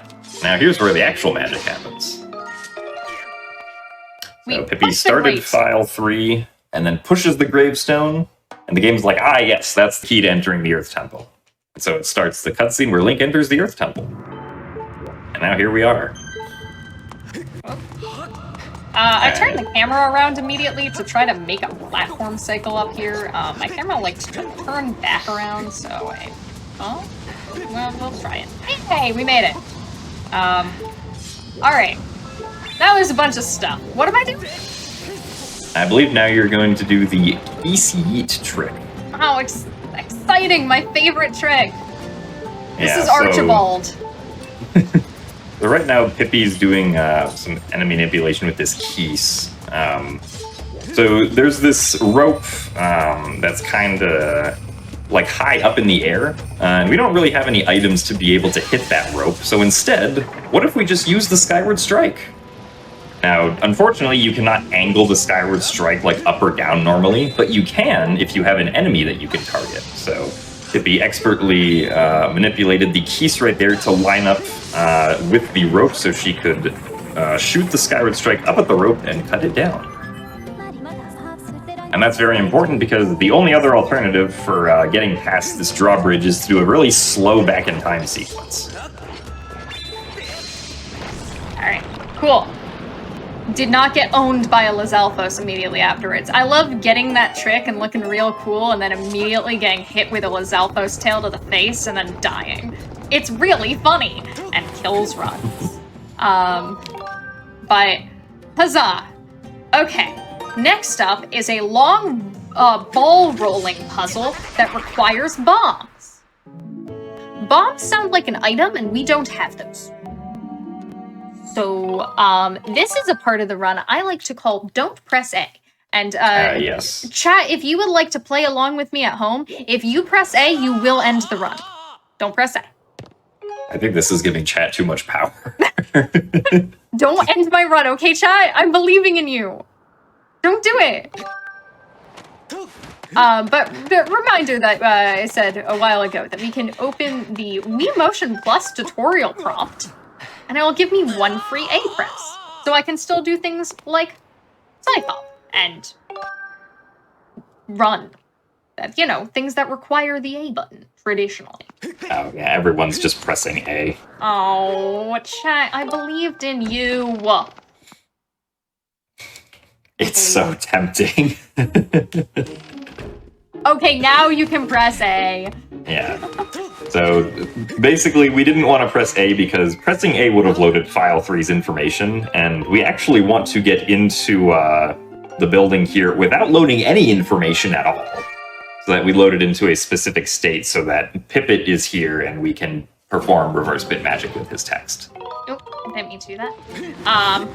Yes, we have talked to Pippet, and Pippet has raised the bridge. As we Doesn't can the bridge see, look raised to you? that's a very raised bridge to me. I also lit my butt on fire. Oh no. It's okay, that was optimal. Yes. We needed to reload the map because Pippet did actually raise the bridge. Thanks, Pippet. I feel a deep affinity for Pippet. But huzzah, we have gotten past yet another thing that would have required us to have items. And now we have more of those. So the rest of the dungeon is pretty much these the lope puzzles, where it wants us to stop at those little alcoves, but this alcove is blocked by rocks that you need to blow up with bombs. That thing we don't have. So instead we're gonna try screaming.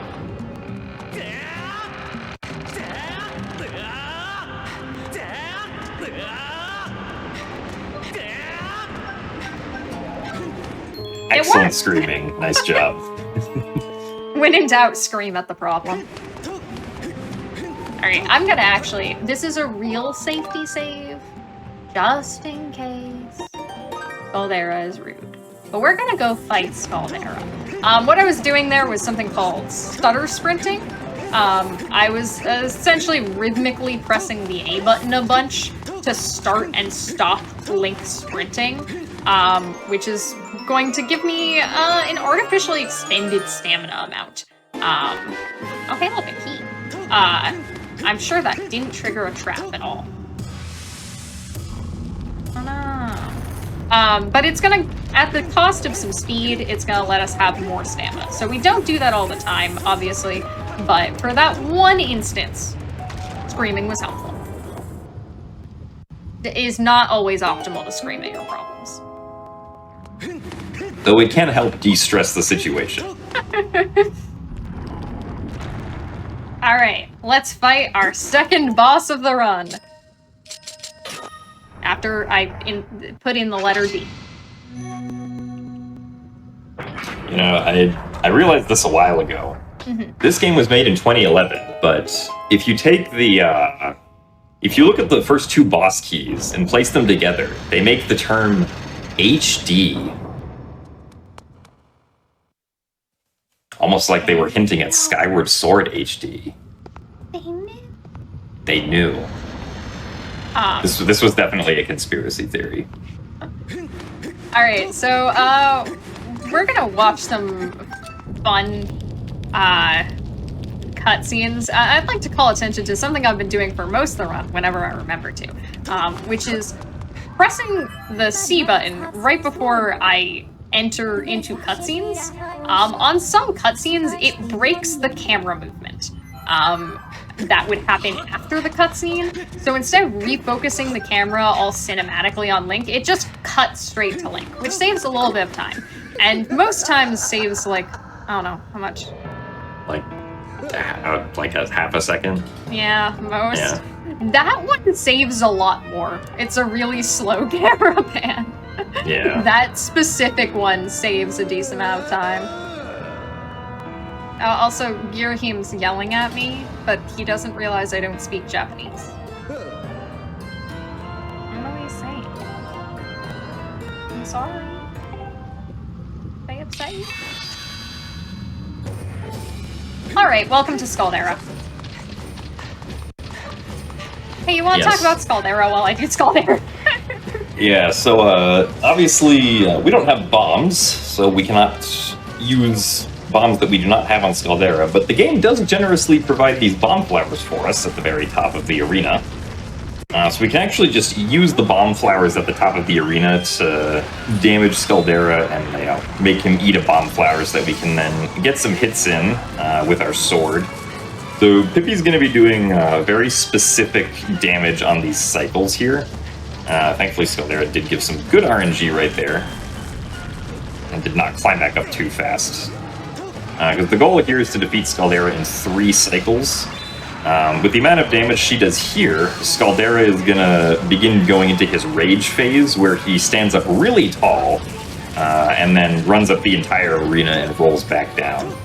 But importantly, the damage vulnerability timer that the eye normally has did not get reset last round, or last cycle, so Pippi can actually damage Scaldera and stun Scaldera with just the Skyward Strike now.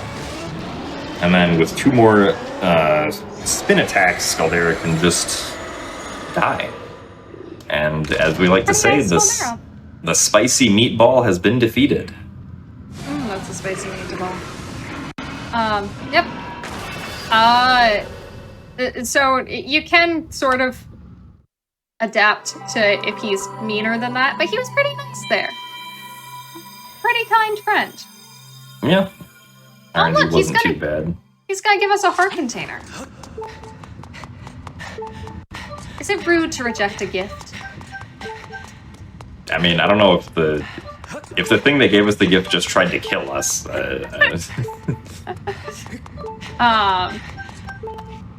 But yes, once again, we are on file 3. So, again, I could pick that up. It would be a waste of time. But once again, we have... Oh, where is up? Our lovely Goddess Crest room. And we're going to hit the Goddess Crest and receive the Amber Tablet. Now, the entire point of this run, up until now, has been to get to Lanayru. We just want to get to Lanayru. Like, really want to get to Lanayru. And unfortunately, Lanayru just has to be the 3rd area, so we have to go through Farron and Eldon first. But now that we have the Amber Tablet, we can get to Lanayru. We can go back and put the Amber Tablet into its pedestal by flying there on our bird if we want to be slow. But there's a faster way. Have you figured out what it is? We do it a lot. But you'll remember me saying at the beginning that hero mode lets us play certain mini games we wouldn't otherwise be able to play, and that's actually important. That wasn't a joke. I swear it wasn't. I'm telling the truth. So in Lanayru, there is an area called Lanayru Gorge, and in it, there is the Thunder Dragon, who has the Boss Rush minigame. By the way, we have to transfer our progress from File 3 to File 1, right? And luckily, we can just transfer our inventory by picking up $5 with File 3. We now have the Amber Tablet on back in time, quite conveniently. So we're going to do the exact same thing that we did at the beginning and RBM the Amber Tablet onto File 1, even though we do not have it on File 1. Yep. But yeah, so we want to get to the Boss Rush minigame because it's fun and we like minigames, right? Yeah. Yes. And also we're gonna break it horribly. Also, the tablet we placed didn't exist there. I don't know if you could see past the file screen. The game's doing its best. It's really trying. Yeah, so just like with the Farron pillar, there's the same timing here with the change in the camera angle. And if you remember, like half an hour ago, we saved File 1 in Farron Woods for safekeeping, so now we can use it again. And this is actually important because we don't want File 1 to be on Skyloft, because File 1, I don't believe can call the bird, if I remember correctly. So the only way to like actually get the loft wing is to exit out of a pillar and have it automatically come up so that we can fly to Lanayru. Fi wants to tell us, I believe that's telling us about the Farron Woods pillar? I think. Yes. She doesn't realize that we just came from there. We do know how to get there.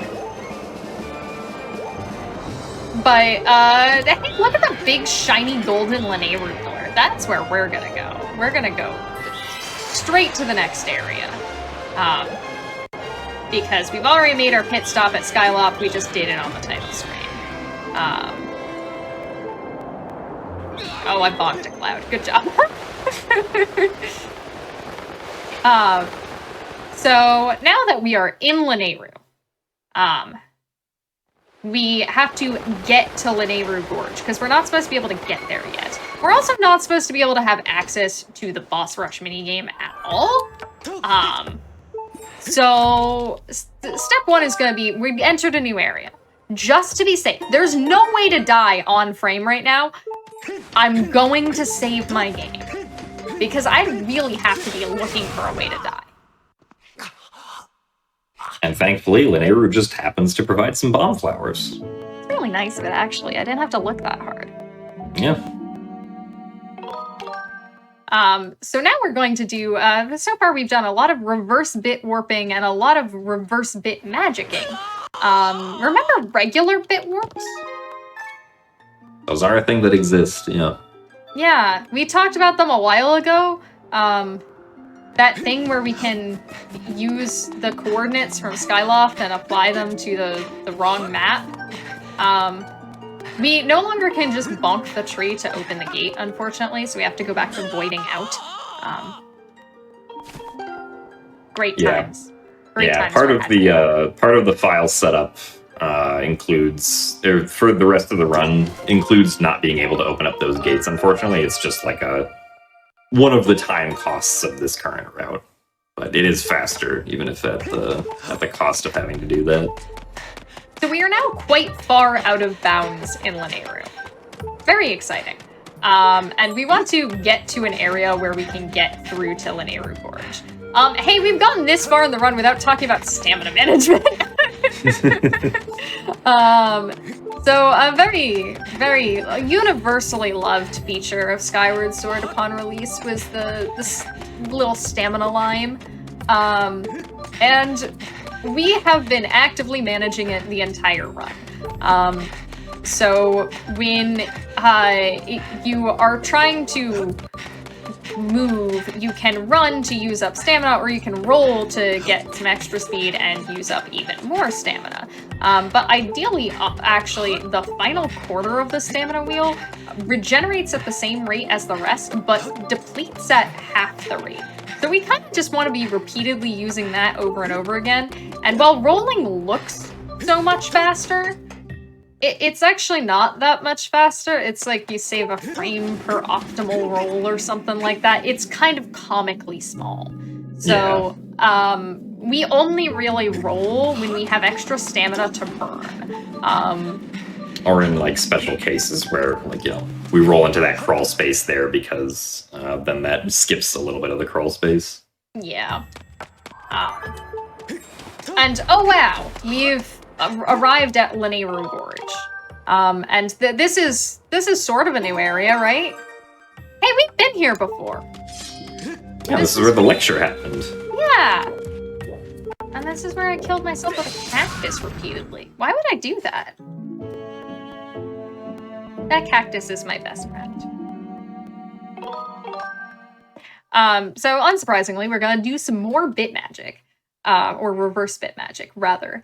So our itinerary for the rest of the run is that we need to save the Thunder Dragon, which requires moving a minecart, which requires spawning the minecart, and also requires a rock in the way of the minecart to not be there. So step one is gonna be, let's blow up the rock. We need to do all of those things, and all of them have to be done through some level of bit magic weirdness. And most of it's gonna be done in Farron. So I hope you enjoy skydiving, because I know I do. It's very fun. Yeah, so all of the rest of the back-in-time sequences that we do for the rest of the run are all going to be in Farron. The developers, I guess, were really good at the game of, like, scene flag minesweeper for these very specific scene flags. We can't really get any of these on Sky, conveniently, unfortunately. So, we're actually going to do the same RBM that I did to show off what commits were earlier. But first we have to get past some Dagobabas. Turns out that you can just do that. Also, hey, hello! Thanks, Fledge. Thanks, Fledge. You're a good dude. So, all we have to do is activate that cutscene and hit start. That flag sets on every frame for some reason. Yeah, if the flag that the cutscene is trying to set is not set, the cutscene will just set it every frame. So we once again have to commit. This is just a faster commit. We just have to do something.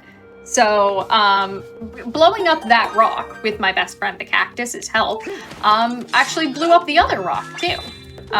Okay, we blew up a rock. What's next? Next, I believe we have to save Machi. That sounds like that was definitely part of the plan. Like, just derail everything else.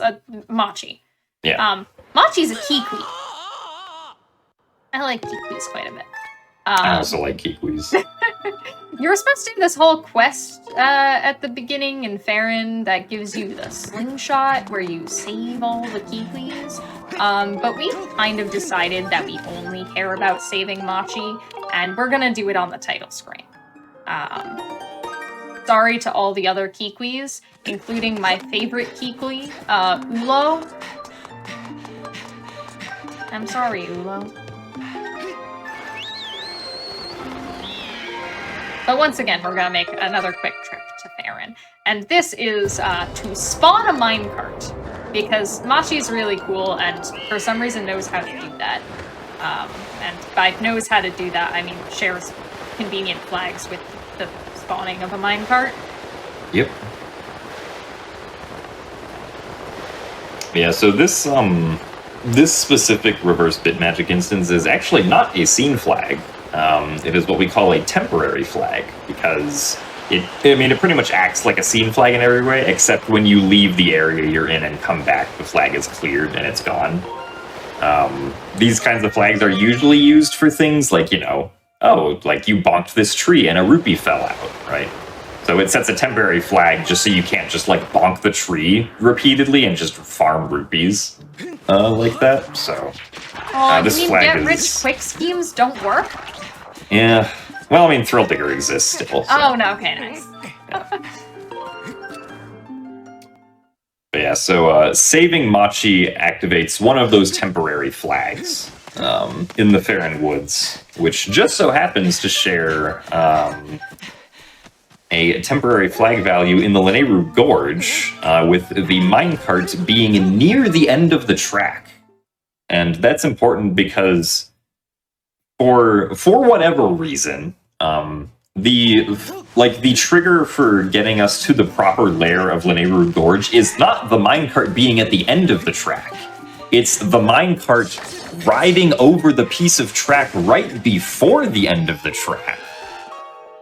Because it actually is very easy to get the minecart to the end of the track. There's just an RBM you can do for that, but that does not help us in this situation.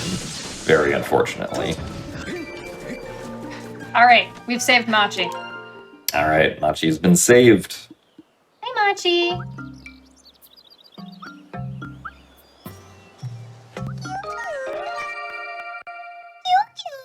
See you too. Thanks, Machi. So yeah, we just... Oh, I didn't want to do that. We just, save Machi and, hit start at a certain point, so that we can clear that text box, during the window after, the revert. So we have that saved now. And can save our game. And go back to visiting my best friend, the cactus. We spend a lot of time together. We're really well acquainted. Like, I need to flex my friendship with this cactus. So the question in chat, what sets the Machi is saved flag? The specific flag that we want, the timing for it is, the specific flag is set as you clear Machi's first text box. So that's why we waited until the first text box to then start the file and then clear the text box so that we could get the flag. There's actually like a bunch of other different flags that get set as well that like mean little different things, but that the one we specifically want gets set right then. I'm just going to do another bit warp. Very exciting. using the same save statue as before, and the same file, but we're actually on a different map now, because we're on Linearu Gorge instead of, like, General Linearu. And we're gonna run over here, and do a thing that we like to call jank jump. Jank jump. I really can't explain much of how it works other than it's just jank jump. Yeah, it is just the jank jump. I mean, I guess, like, so we're trying to get up onto this wall that's to Link's right now. But the collision ends, like, right before we would be able to climb up onto the wall. So instead we have to do this really weird jump, which is not at all convenient just due to how the collision ends right here. So the setup for this is we first inch our way over to the edge of the ledge and then void out. And then we simply hold the A button to hopefully get the jump. Alright, very good. And Jank jump was kind today. Yeah, sometimes it works, sometimes it just doesn't. It's supposed to be consistent.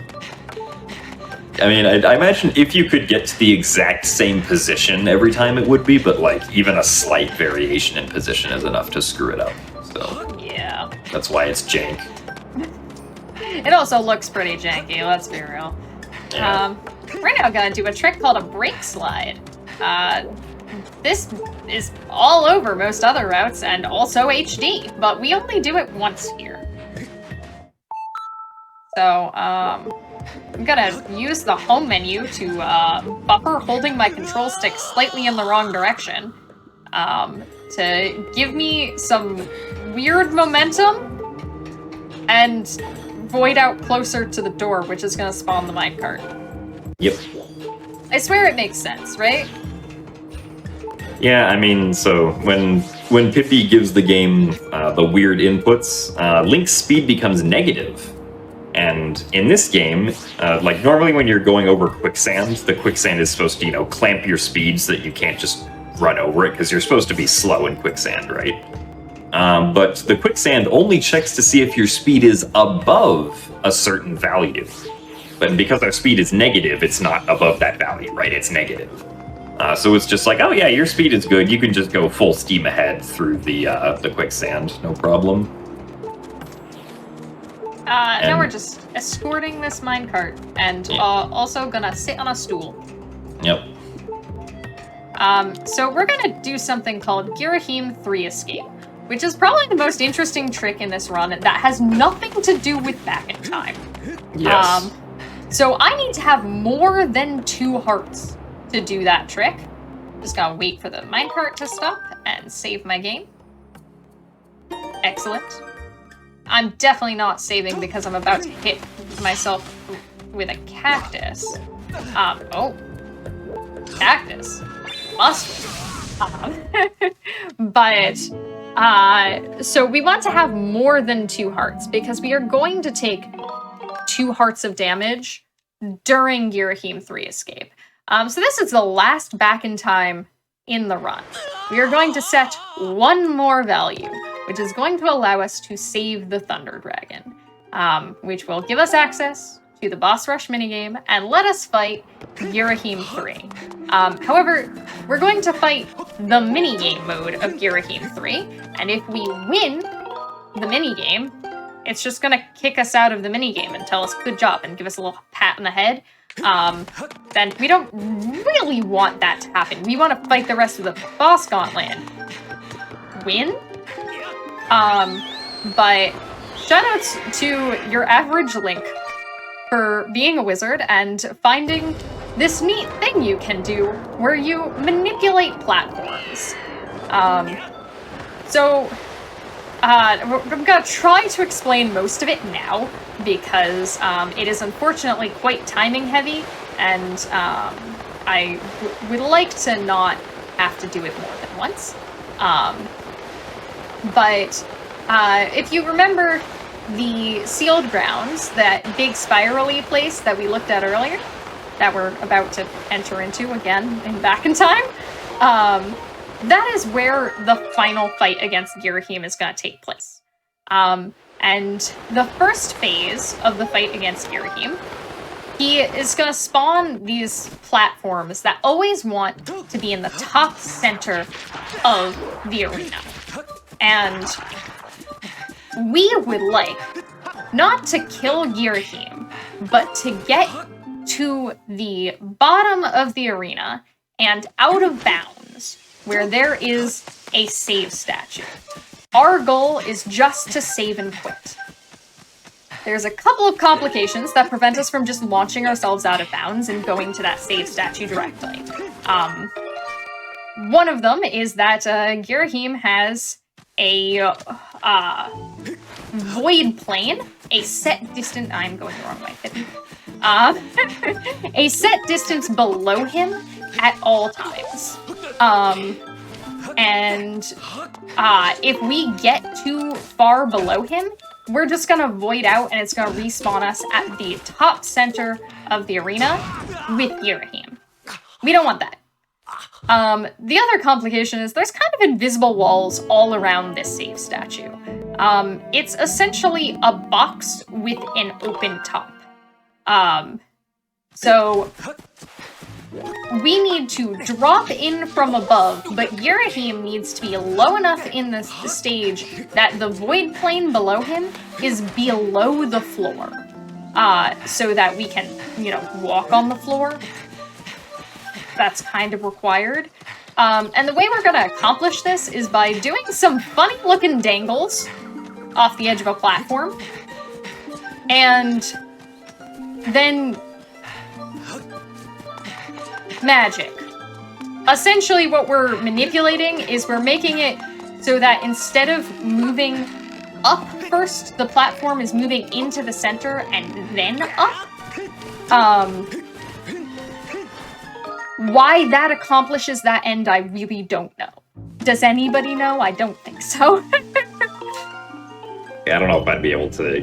I don't think I could explain in detail, exactly why it works. Just kinda does. Yeah, it's just kind of like, well, if you do this, it should move horizontally first every time. Alright, Fi appearing there is confirmation that we did the trick correctly. I'm gonna do a really aggressive safety save.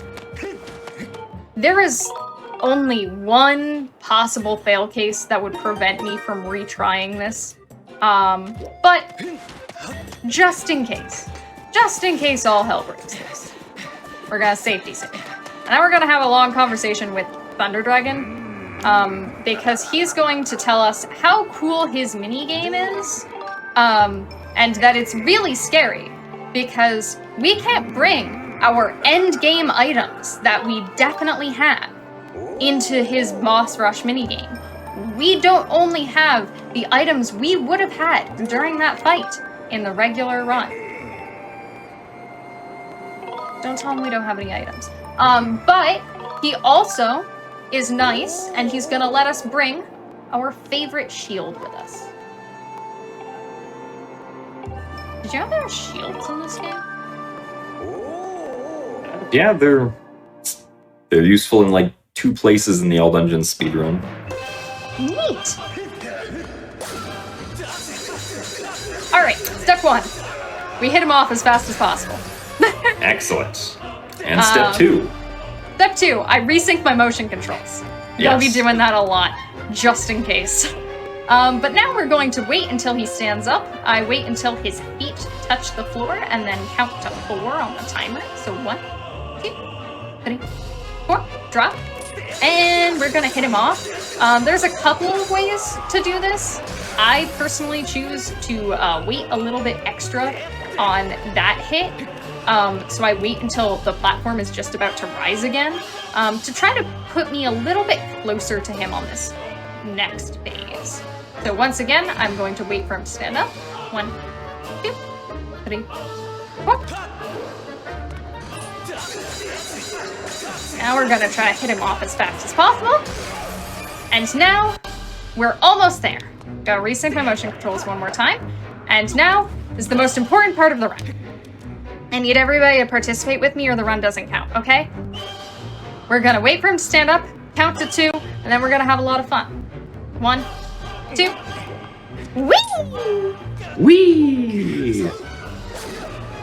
And now we're going to hit him off as fast as we can. And now the platform is low enough so we don't void out when talking to this statue here. Perfect. It wasn't actually perfect, but it was pretty good. Yeah, it's pretty good. You'll never know what I did wrong. Only I know that. But we have save and quit our file, and reopened our file. And now you'll notice by the fact that the timer is gone at the top of the screen. This is the actual Girahim 3 fight. And you might be wondering why we can just run this way to get up this slope. This is a wall. Yeah, it turns out there's an invisible wall there. That's a wall. There is actually like there's a reason that it makes sense for there to be an invisible wall there, but it's like kind of complicated. So just know that there's an invisible wall there. But we would like to get back inbounds, thank you. And to do that, I would like Link to put his butt on a wall, thank you. There we go. Get the butt slide. And then inbounds was boring, so I'd like to be back out of bounds again, if at all possible. Yeah, it turns out there's a tiny hole in this wall right here, so a proper lineup, we can just jump through it. Lining it up is a little bit tricky, though. Come on, Link. You know you want to go through the wall. There we go. Walls aren't real. Now we're gonna go for a jog. We're gonna get in our cardio, because we have to find Girahim, and where's Girahim? He's up all the there. way up there. So, we're not gonna be able to get to him. There's really not a pathway over there. But we'll see what happens if we just go for a run. Going for a run always clears your head, right? Yep. It makes you think of creative and innovative solutions to the problems at hand.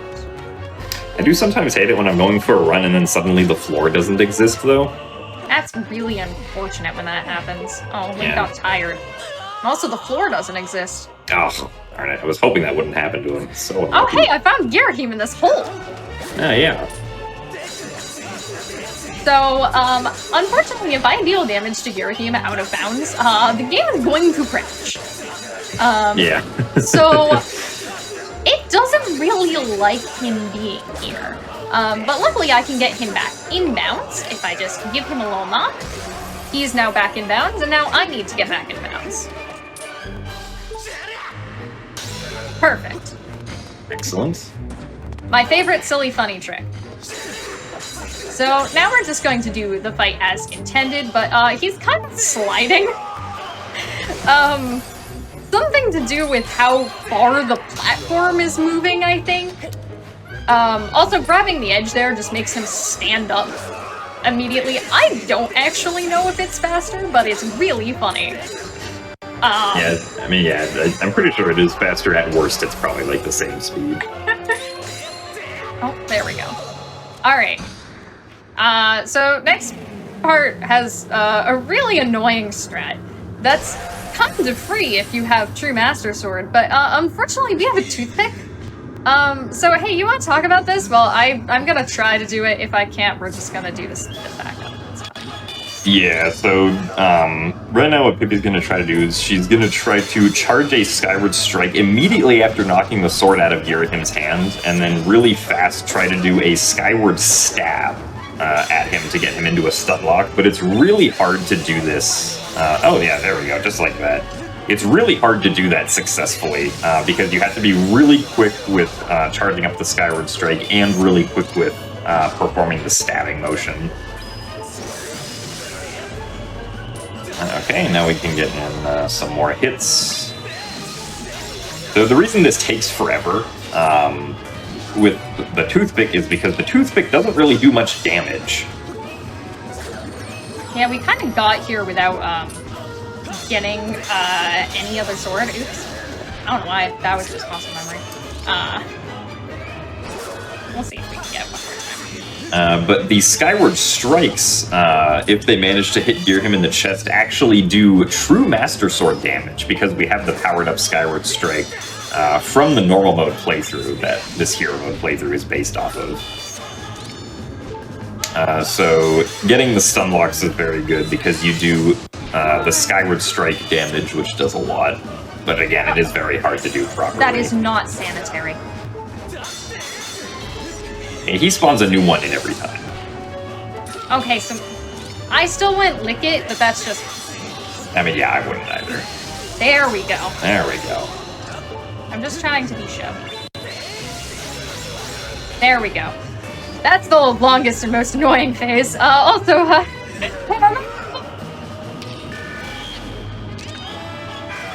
the shadow is still here. It's Yeah, not supposed to be here.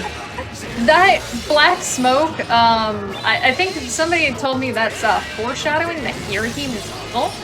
Yes, it's very good foreshadowing by the developers about how Girahim is evil when he spawns in that black smoke and calls you a wretched brat. Oh, that was a mistake. Okay. You get Also, a- shoutouts to backflipping in this game, just making Link completely invincible. Yeah.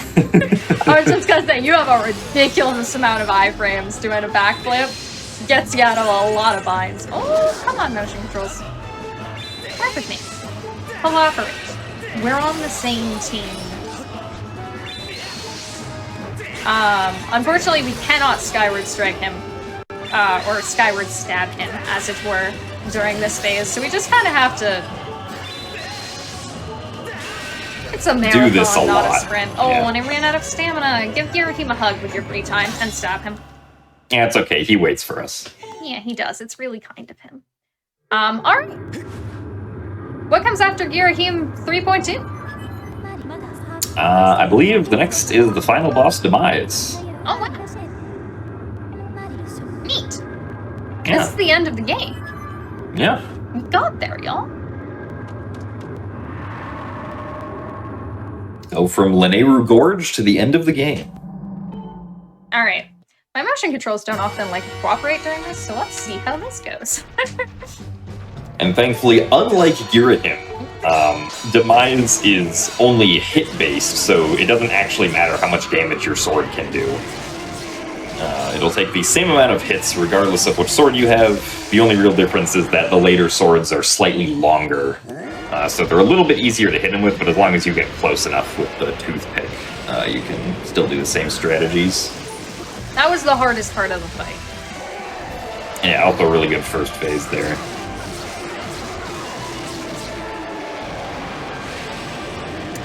Alright. The lightning ready? strike, which does not line up with the sword visually. And GG's. And that is Skyward Sword any %. It's full of a lot of glitches.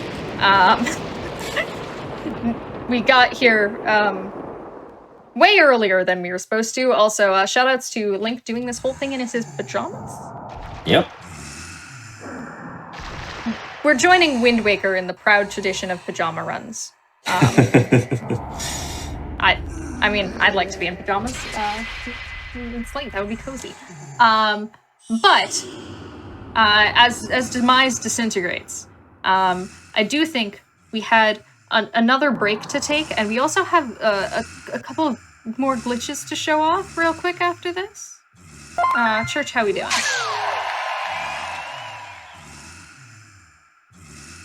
Have we lost our host? Church. Okay, one of Okay, these good. days. I was hoping chat wouldn't riot. One of these days, I'm going to remember to unmute my mic. It hasn't happened yet. This is I think the 7th show in a row. Anyway. Yeah, we're good to take a break before the glitch exhibition, yeah. Wonderful. We'll get that set up for y'all. Yeah. So yeah, just during these longer shows, we like to take breaks so everybody can get up, stretch, get some water, anything they need to do. Just a quick reminder before we go to the break, if you're watching over on YouTube, be sure to press the like button on this video and subscribe to the channel. Also, you can go to twitch.tv/GamesOnQuick if you're interested in looking at our live content, starting weeknights at 7 p.m. Eastern and weekends at 1 p.m. Eastern. That said, we'll be back in just a few minutes here for the glitch exhibition.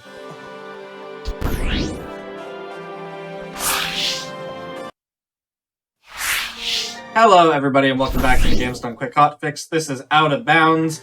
We have just, we've gone through a lecture, we've watched the run, we've seen the practical application, and now we're going to be looking at some glitch exhibitions. I'll hand it right back over to Pippi. Just as a reminder, there is an exam at the end. Everybody is still passing, but there is an exam. There will definitely be an exam, yes. Hello everyone. Welcome back. I hope you had a lovely break. I know I did. So let's look at some nonsense. More nonsense than the fact that I destroyed all these files earlier. They are the same files, but they will not be for very much longer. Hey Jim, you're still here again, right? Haven't Quantum existed? Not that I'm aware of, no. Nice. Confirmation of existence is good. Between Farron, Lanayru, and Eldon, can you pick your favorite area? My favorite what? I think you cut out. Your favorite area. Oh, favorite area. Between Farron, Lanayru, and Eldon. I think it was definitely not Lanayru. I think I'll probably go with Farron on this one. Farron, great. Gonna do the most complicated stuff first. Now, I'd like to set some goals for... We're gonna practice hobbies with intentions here. I would like to set some goals for the completion of this glitch exhibition. There's a lot of silly things that you can do in Skyward Sword. Some of it through bit, some of it not. And I would like to try my best, try my very, very best, to show everyone at home something that they've never seen before. And as an extra stretch goal, we're gonna try real hard to show Jim something he's never seen before. Hey Jim, how long have you been playing Skyward Sword? I believe I did my first Skyward Sword speedrun 9.5 years ago. Cool. I did my first speedrun in November. So, I'm a noob. In the grand scheme of time, that's basically the same thing. Yeah, definitely. Coincidentally, I'm pretty sure we probably started playing the game initially around the same date. Definitely a coincidence, and definitely not something to do with North American release dates or something like that.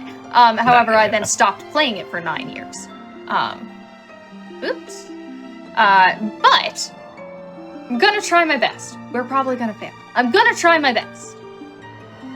I also have had help. Don't question that. I low-key have the entire community on my side. Whoopsies. All right, so...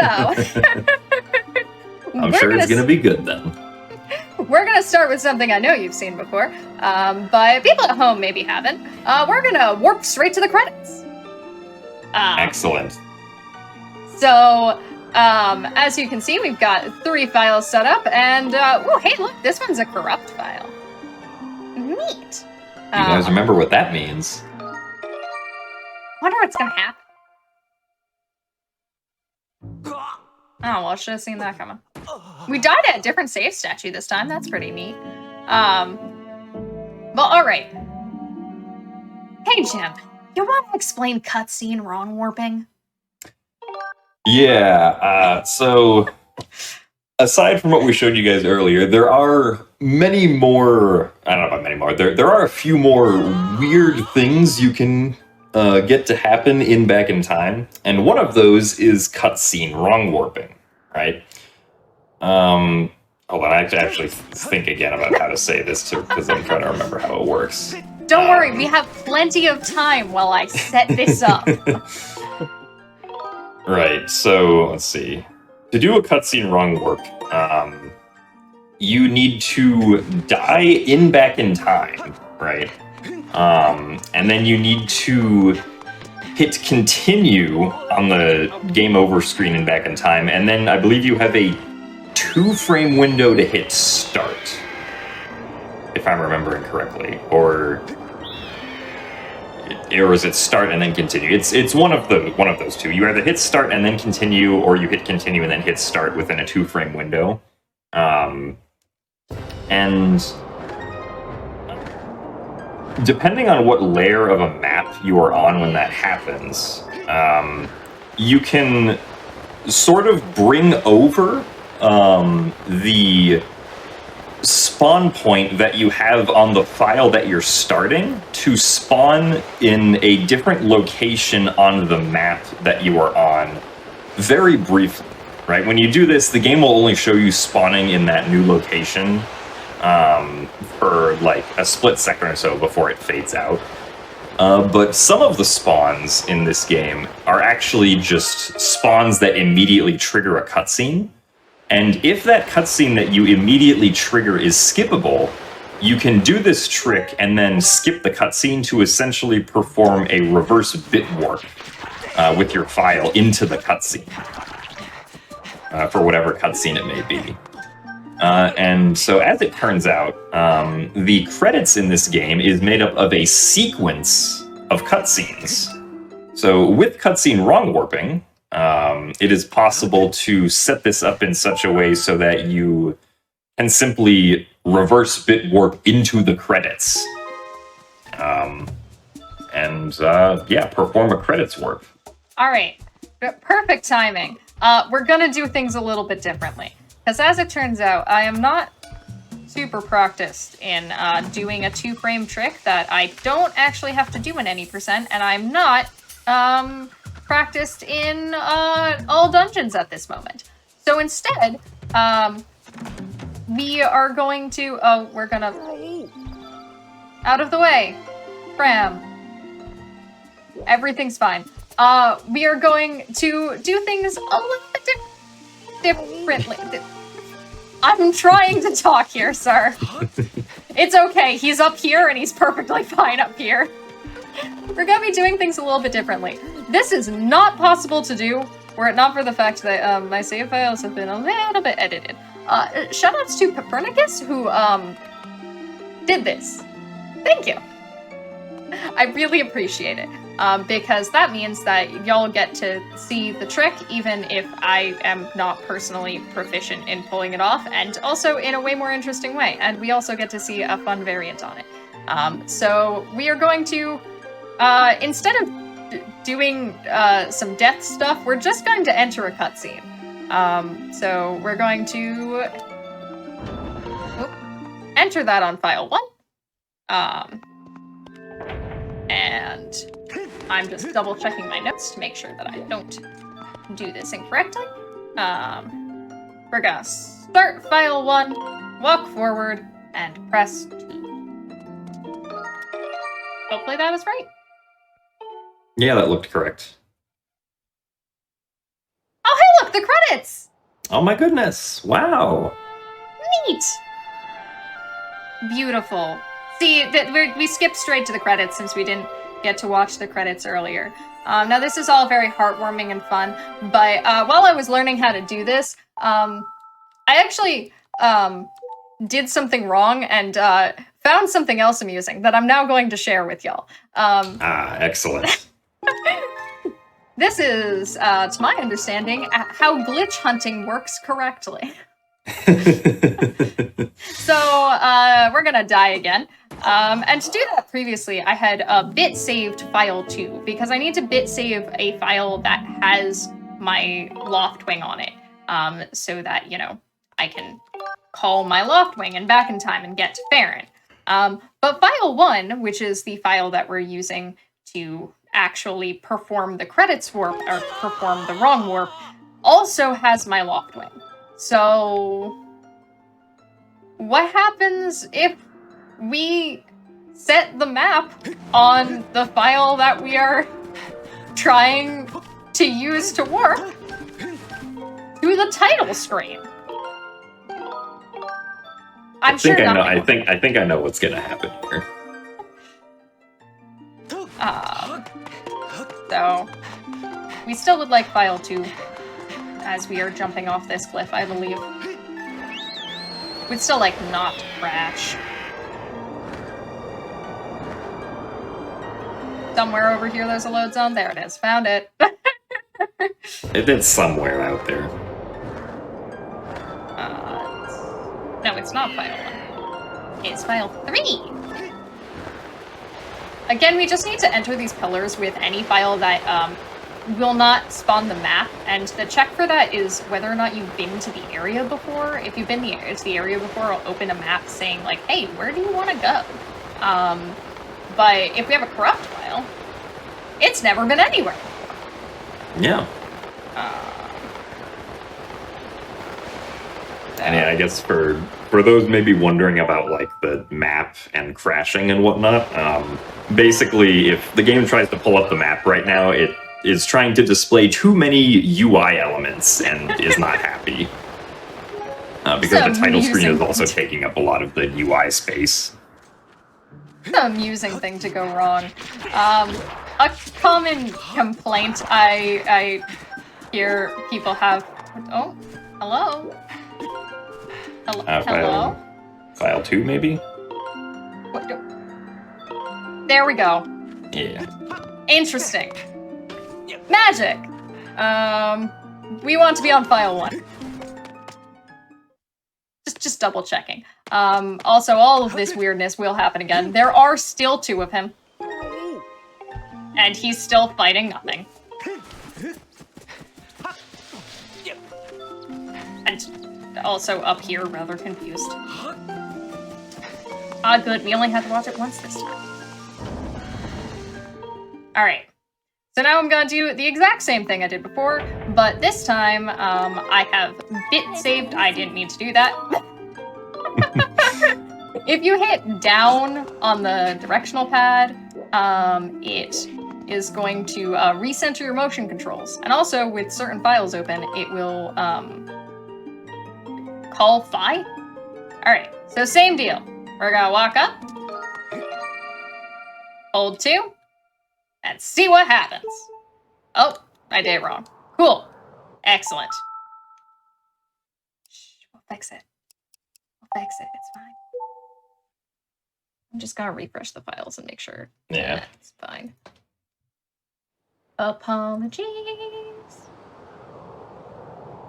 Yeah, usually, like, the cutscene wrong warp will be successful, usually if you, like, see something kind of weird flash for, like, half a second.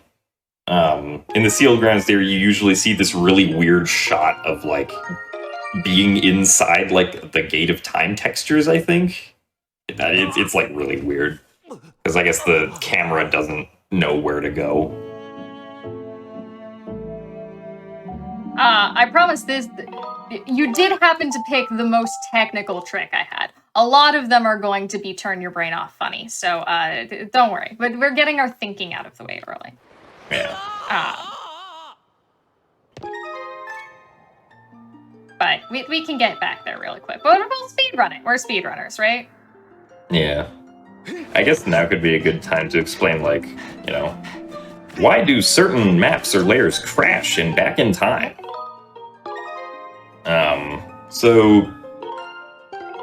When you're on the title screen, the game basically has to load in, like, the, you know, what we call the archive file for, like, all of this title screen, like, UI elements and everything. But the title screen is only ever designed to load in that archive file, while it's also loading in the specific layer of Skyloft. And it turns out that when the game loads in this archive file for the title screen, it loads it in, like, a really bad location in the game's memory that fragments the memory.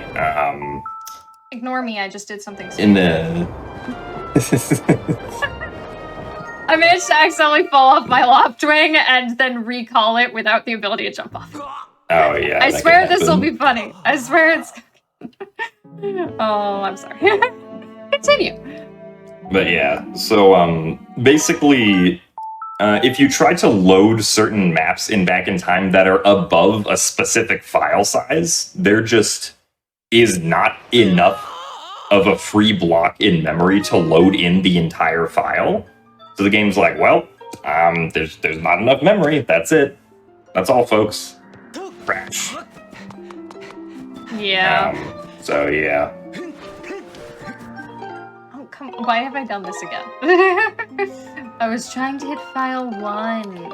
Thank you. Alright, we're just gonna be really intentional with all my button presses, apparently. I'm not hit down by accident. I think we also did not mention earlier, why Link screams? I made a joke about it and then didn't explain it. So without a better idea of where to spawn you in, it just kind of spawns you at the origin of the map. So that's 0, 0, 0. But it's not file 1 here. The origin of the map for Skyloft is actually out of bounds. Not a place you want to be. So it just voids you out immediately and then tries to play that cutscene of the like Knight Academy person being like, oh, be careful, don't fall off the edge, but can't find the actor. So it just kind of plays broken things. And that it just kind of gives you a weird panning shot where it goes through the floor, which is amusing. It's also quite annoyingly slow at times, that we do have to watch that broken cutscene quite often. There we go. Yeah. Also, a little bit of a miracle that Skyloft is, I guess the sky in general is, you know, one of the only places in the game where, if you void out somewhere, you automatically respawn in like a predetermined spot. If that was like any other place in the game, Link would just be in another infinite void out loop, and back in time would be useless, well, for the most part. It's kind of a miracle that it works as well as it does. Yeah. Oh, okay. Now let's do it correctly and not hit start too early. Ready? Please? No! I did again. Alright, whatever. I guess we're not showing off that trick because apparently I miffed it too many times. I'm sorry. I don't know why I did that. It's the pressure. Okay. It's the pressure. We'll blame it on that. So what's supposed to happen? It shows you a Windows desktop background.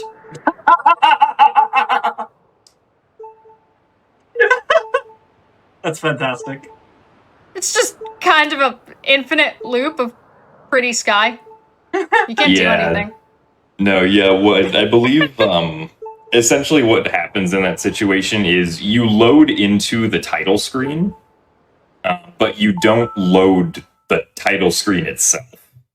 So, like the title screen in this game is basically just an infinite cutscene that you end by selecting a file. But if you can't, if you don't have any files to select or anything to go off of, then it's just infinitely looking at the sky. Yeah. It's very peaceful. Yeah, it's kind of nice. I'm sorry that I didn't get to show that one off. All right, let's look on to something more fun. Do you want Lineru or Girahim 3.2? Let's go with Lineru.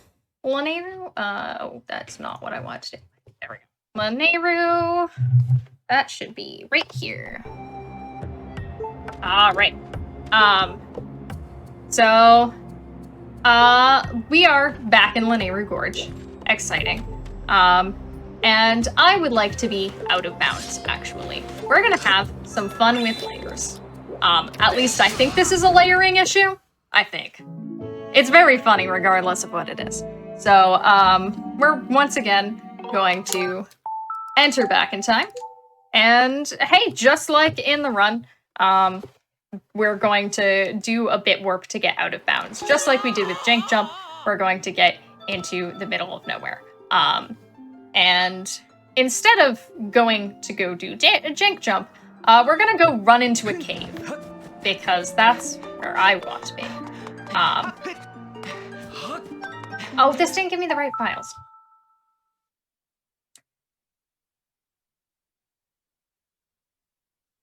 Brain? Is it just not gonna work?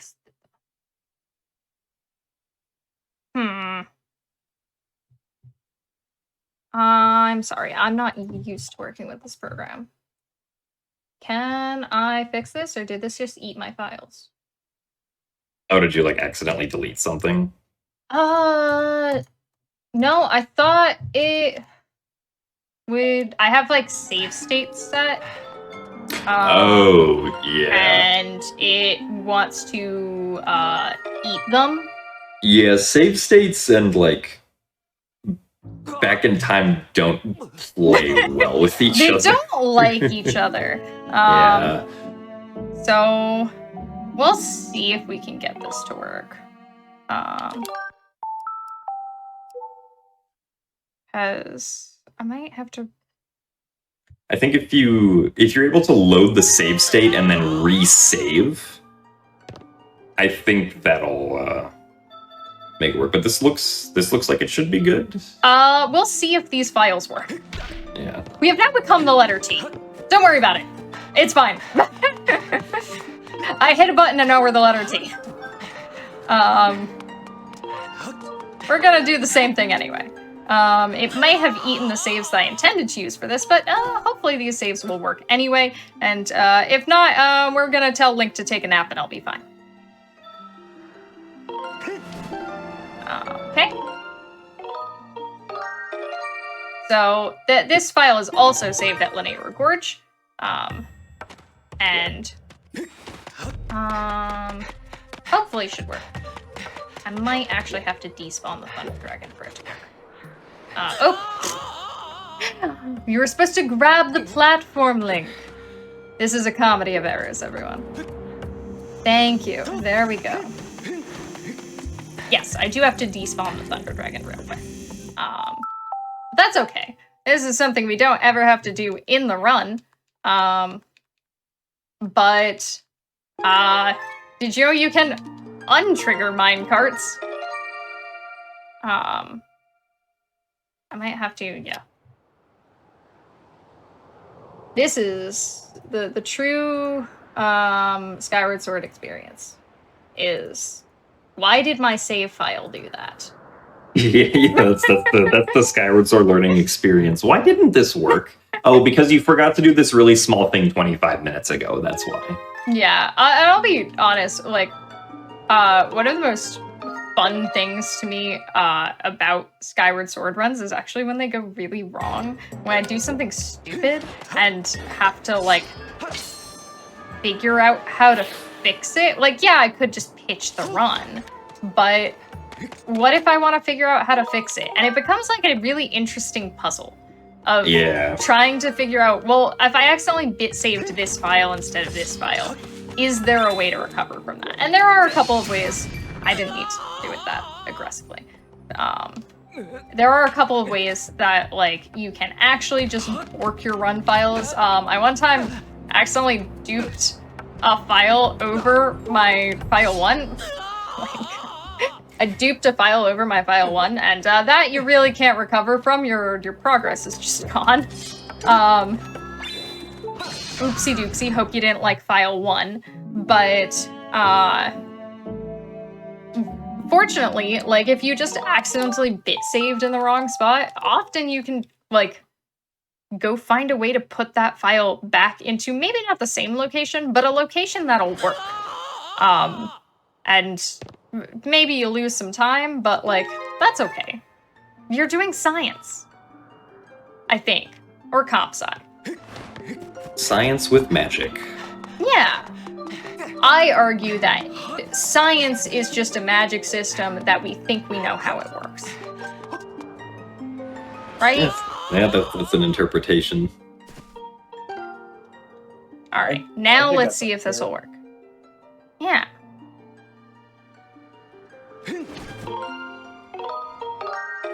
Let's see. Please. Yes, I know you saved the game. I'm very proud of you. Okay. The Thunder Dragon is not spawned.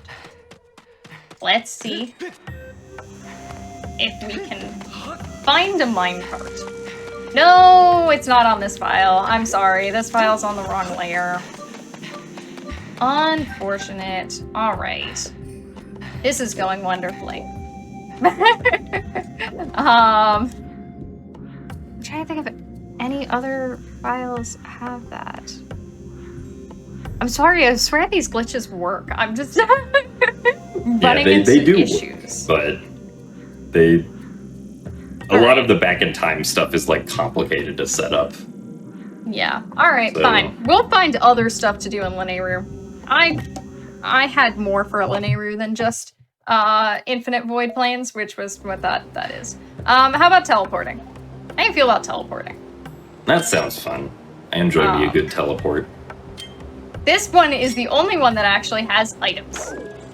I have to figure out how to use items. Welcome to Skyward Sword. Any percent runner has to figure out how to use the beetle. Oh, not like that. Okay, hold on. Yes, thank you. I got $1. I just want the shrub. I don't want to break the shrub.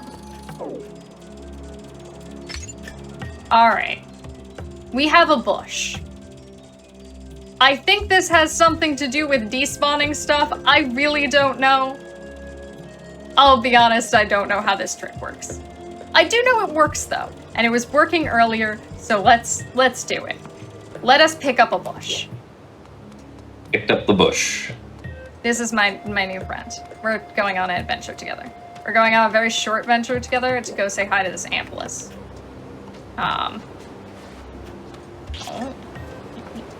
Hey, Bush. Hey, Bush. Can you go in the corner, please? We're gonna shove this bush in the corner. And the bush is invisible. Everything's Oh my fine, goodness. don't worry about it. Is this SRM? Definitely SRM. Totally. We're now going to, oh hey, a tumbleweed. A single tumbleweed. We're now going to go on a magical adventure. This is called bush warping, I think? Bush teleporting? Yeah, bush teleport. So we go up here. And just look over. Oh. And now I'm out of bounds. Yep. Magical teleporting bushes. Do you know how that works? Because I sure do not. I would only be able to give like a vague yes. I don't know the specifics of how it works. I assume the bush's last like saved position was where it disappeared. And Yeah. when you try to finally like reload the objects in that area, the invisible bush that Link has tries to go back there really fast. And like drags Link with it or something like that. That's my best guess. I'm pretty sure from what I understand, it tries to put you where you picked up the bush that went invisible. And, okay, yeah, where you picked it up would make sense. Yeah. Then if you can put out of bounds in the way, it just takes you out of bounds. But fun bush adventures, that one works. And this is something in Back in Time that will work. I do know this will work because it does not matter where in Back in Time we are. We're going to let Link take a nap. He's tired. He's been doing this a long time. So we let him take a short nap during the run, but what if he wants to sleep for longer than that? What if it's past his bedtime?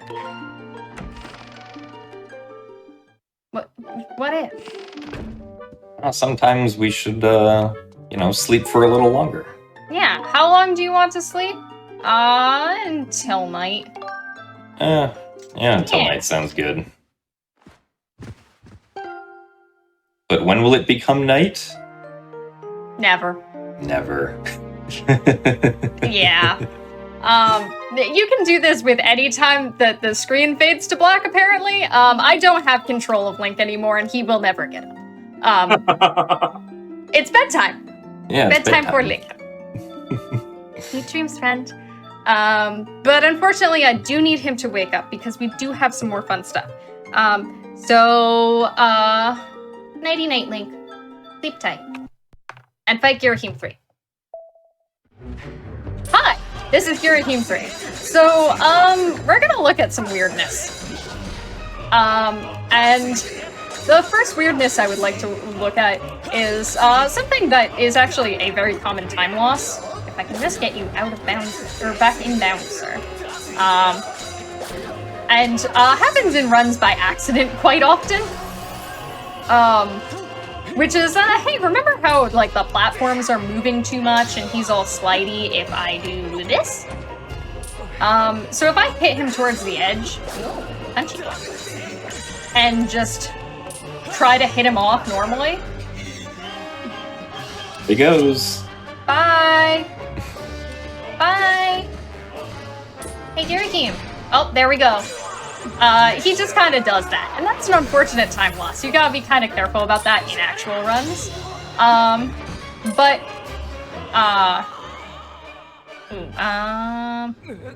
That's fine, I can fix that.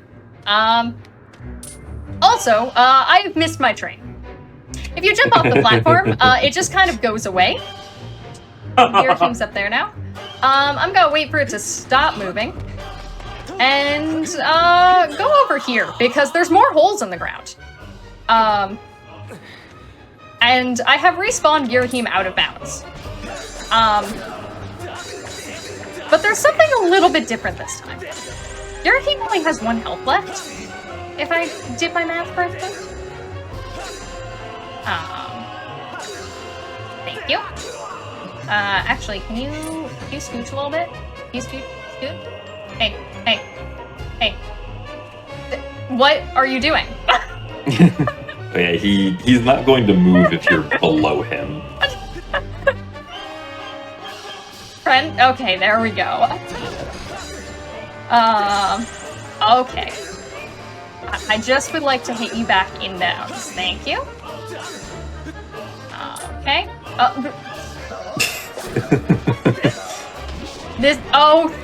Sir. The game really... Here it comes, got the hops. Really isn't happy with you for doing this. That counted as getting... Oh my... He is so sassy right now. Okay. There we go. Alright. We have hit him back in bounds with some amount of eventfulness. And just like before, we're gonna fling ourselves on top of him.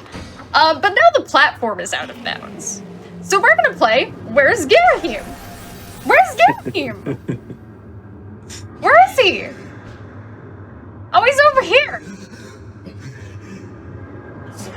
It just doesn't really put him in the correct location. He's gonna teleport right back, but it is quite amusing. And one more funny thing, if I can get it for you. Excuse me, GDQ. We just have to get through this phase of the fight first, unfortunately, because I need to be here. I need to be in phase 3. I have another chance to do the trick that I spent so long learning. Also, ignore my chair is passively spinning. I love having a spinny chair and playing a game with Yeah. It's great. It happens all the time during runs. Oh, you and your RNG, sir. You and your RNG.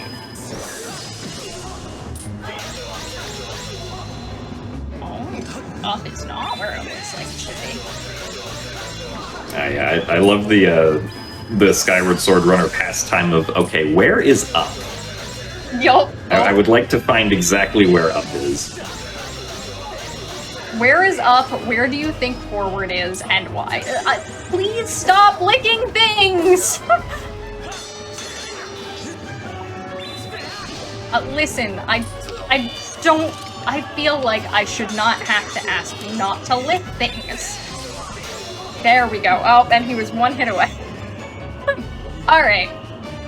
So, it's a good thing we have some extra health, because this can be kind of annoying. But I'm going to try to bait him over here. And then go for a walk over here. And, oh, okay. Hey, I want you to stay over here, then. He's walking menacingly over. Yeah, he'll just walk really slowly. It's this one. And I am going to try. No, he's not. I'm going to try to perform the same trick I did earlier, but this time under duress. Somehow this is how this clip was originally found.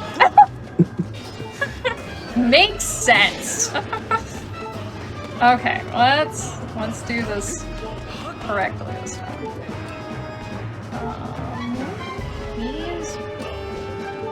That works. There we All go. right, got there.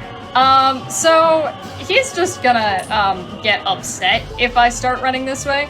If I run far enough the spiral, he will eventually start teleporting aggressively, and then I can't tell, either teleport into a wall or completely despawn. Either way, not super productive because I'm more interested in fencing. So if we get far enough away from him, he comes out of bounds with us. Okay, and my motion controls still don't know where up is. They really don't know where up is. We're gonna resync. I'm told I resync my motion controls weird. Oh, get 2 teleports. I'm pretty sure every Skyward Sword runner has just a methodology for resyncing motion controls that they default to. But one of the interesting sort of trade-offs between HD and SD is that HD actually desyncs a lot easier than SD does because we have a filter bar, but is harder, or is easier to, rather, to resync than SD is. Yeah. That they can just press a button. We have to do some sword slashies and hope that the thing goes, oh yeah, that's forward. Got it. Got there. Alright. Come on, friend. Alright. I'm not gonna skip the cutscene because I'd like to look at that fencing. It'll be there for the entire cutscene. I don't know why it's there. It is a single block of fencing. Just one. This cutscene is very long and spawns like... there it is! It spawns in like 4 different characters to talk to you, and there's just a fence there the entire time. The imprisoned one? Fence. Demise? Fence. There it is! Let's see, yeah, that's... Oh, wait, is that, I think that's the fence that's supposed to spawn in when, like, you get to the bottom of the horde. And it, like, locks you in there. I think that's what that's supposed to be. Oops! Fence. Alright, we've had plenty of fun with fencing. But I've got one more bit of fun for y'all to end off on. Are you ready? I am ready. Cause this should be correct. Nope, it's this one. We're gonna fight Scaldera. But we're actually not going to fight Scaldera. I'm just gonna talk about Scaldera while we juggle Scaldera and show you how you would set this trick up. But this trick takes so long to set up, we're gonna skip over the boring parts. So let's talk about how Scaldera takes damage. He has a health pool that when his eye is exposed, you deal him damage. It will deal damage to that health pool. Nice. What if I don't? So every time I hit him with a bomb, it actually does a tiny bit of damage, I think. At least he behaves as if it does. I'm not 100% sure. But it does get rid of his armor, which makes the target size for his eye larger and larger. His eye is also hardly ever exactly where you think it should be. So we're going to do 2 fun little tricks right now. I just hooked my Wiimote onto the arm of my chair. Good job. But both of them are going to happen during the phase transition of Scaldera. So I'm actually setting up for the second trick first, in which I need Scaldera to have no armor left at all. I want him to have 0 armor, but not have done any damage to his eye. Because also, he will never transition phases unless I deal damage to his eye.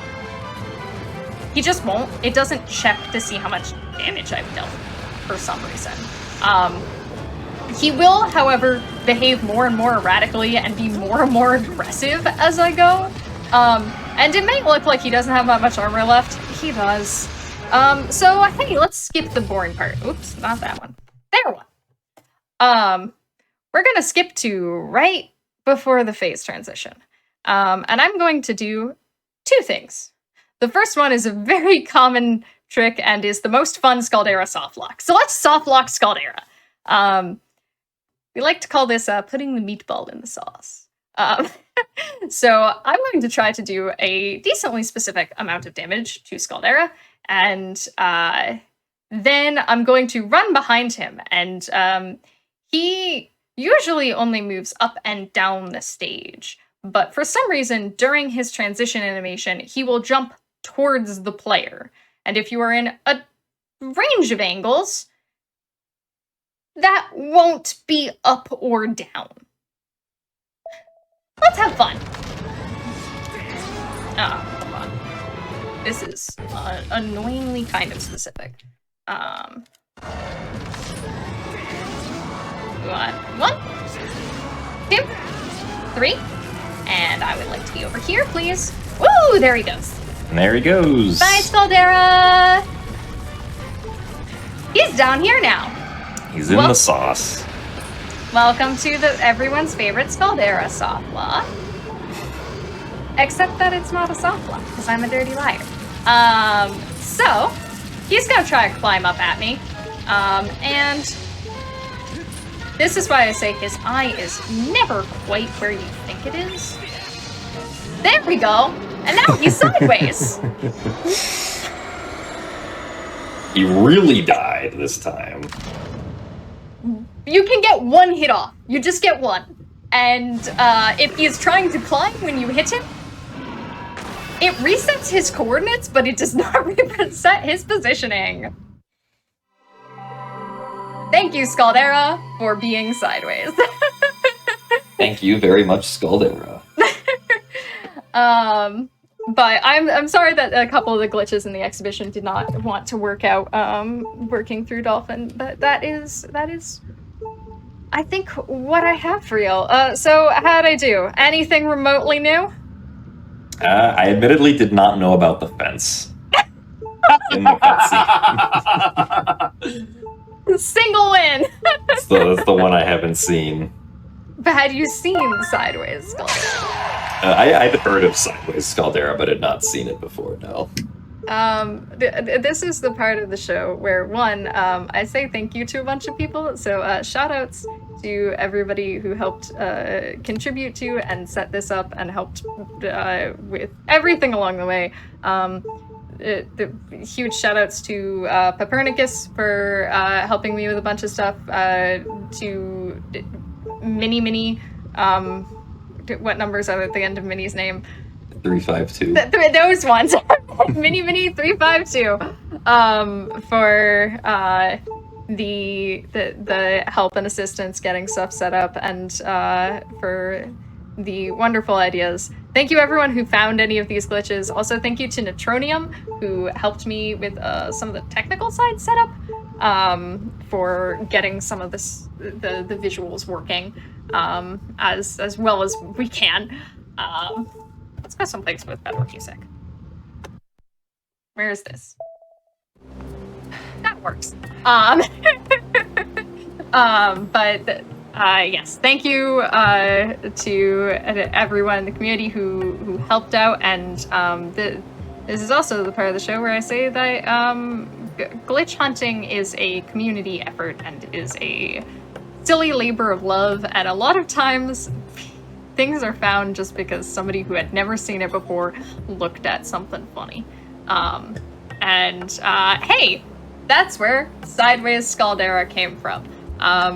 The Sideways Scaldera came from me oopsing while practicing Scaldera, and for the longest time I would tell people about it readily, but did not have any footage of it. It's useless. It's so slow, but it's pretty funny. Well, that wound up being a very useless glitch. You never know what could be useful, so hey, get involved.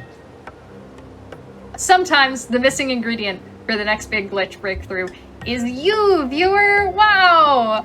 Also, huge thank you to Church for having this on, and to Kung Fu for letting us on her show, and to Jim for joining me on this wild ride.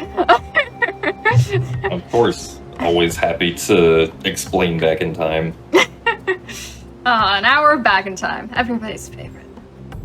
But yeah, that is my spiel. Oh my gosh, that is my spiel. Is there anything else that anybody would like to say about Skyward Sword or life? You should speedrun Skyward Sword. Crash your Wii. It's fun. And yeah, crash your Wii. Really fun, I swear. Really easy too. Skyward Sword does have a very fast crash percent. You can die, you can crash.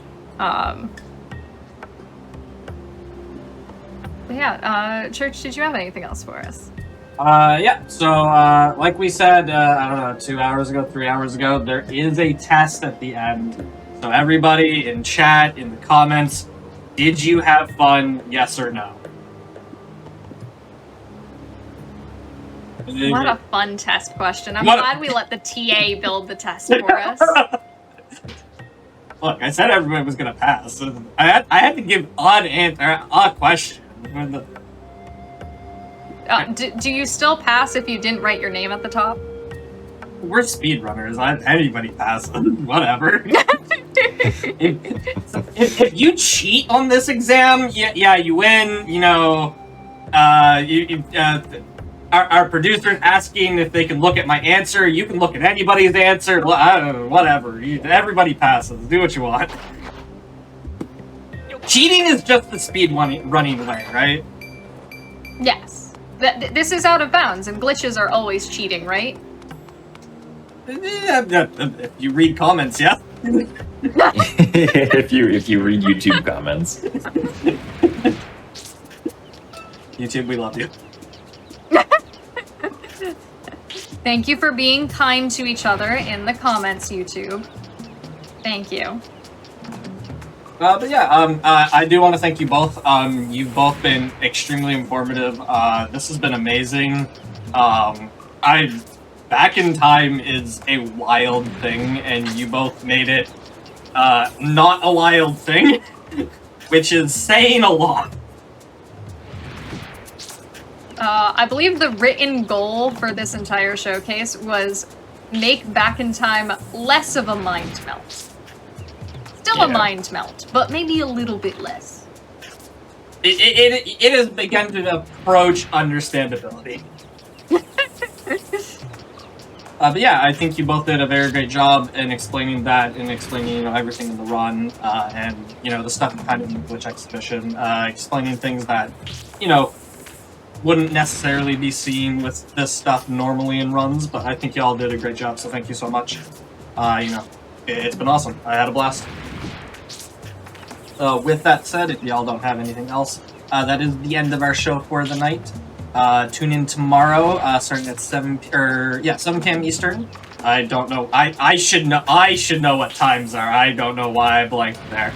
7 p.m. Eastern, RNG followed by aimbot is going on tomorrow. We're going to take a quick break while we look for somebody to raid. If y'all wouldn't mind sticking around so we can cheer on somebody in their speedruns, that would be awesome. Have a great night, everybody.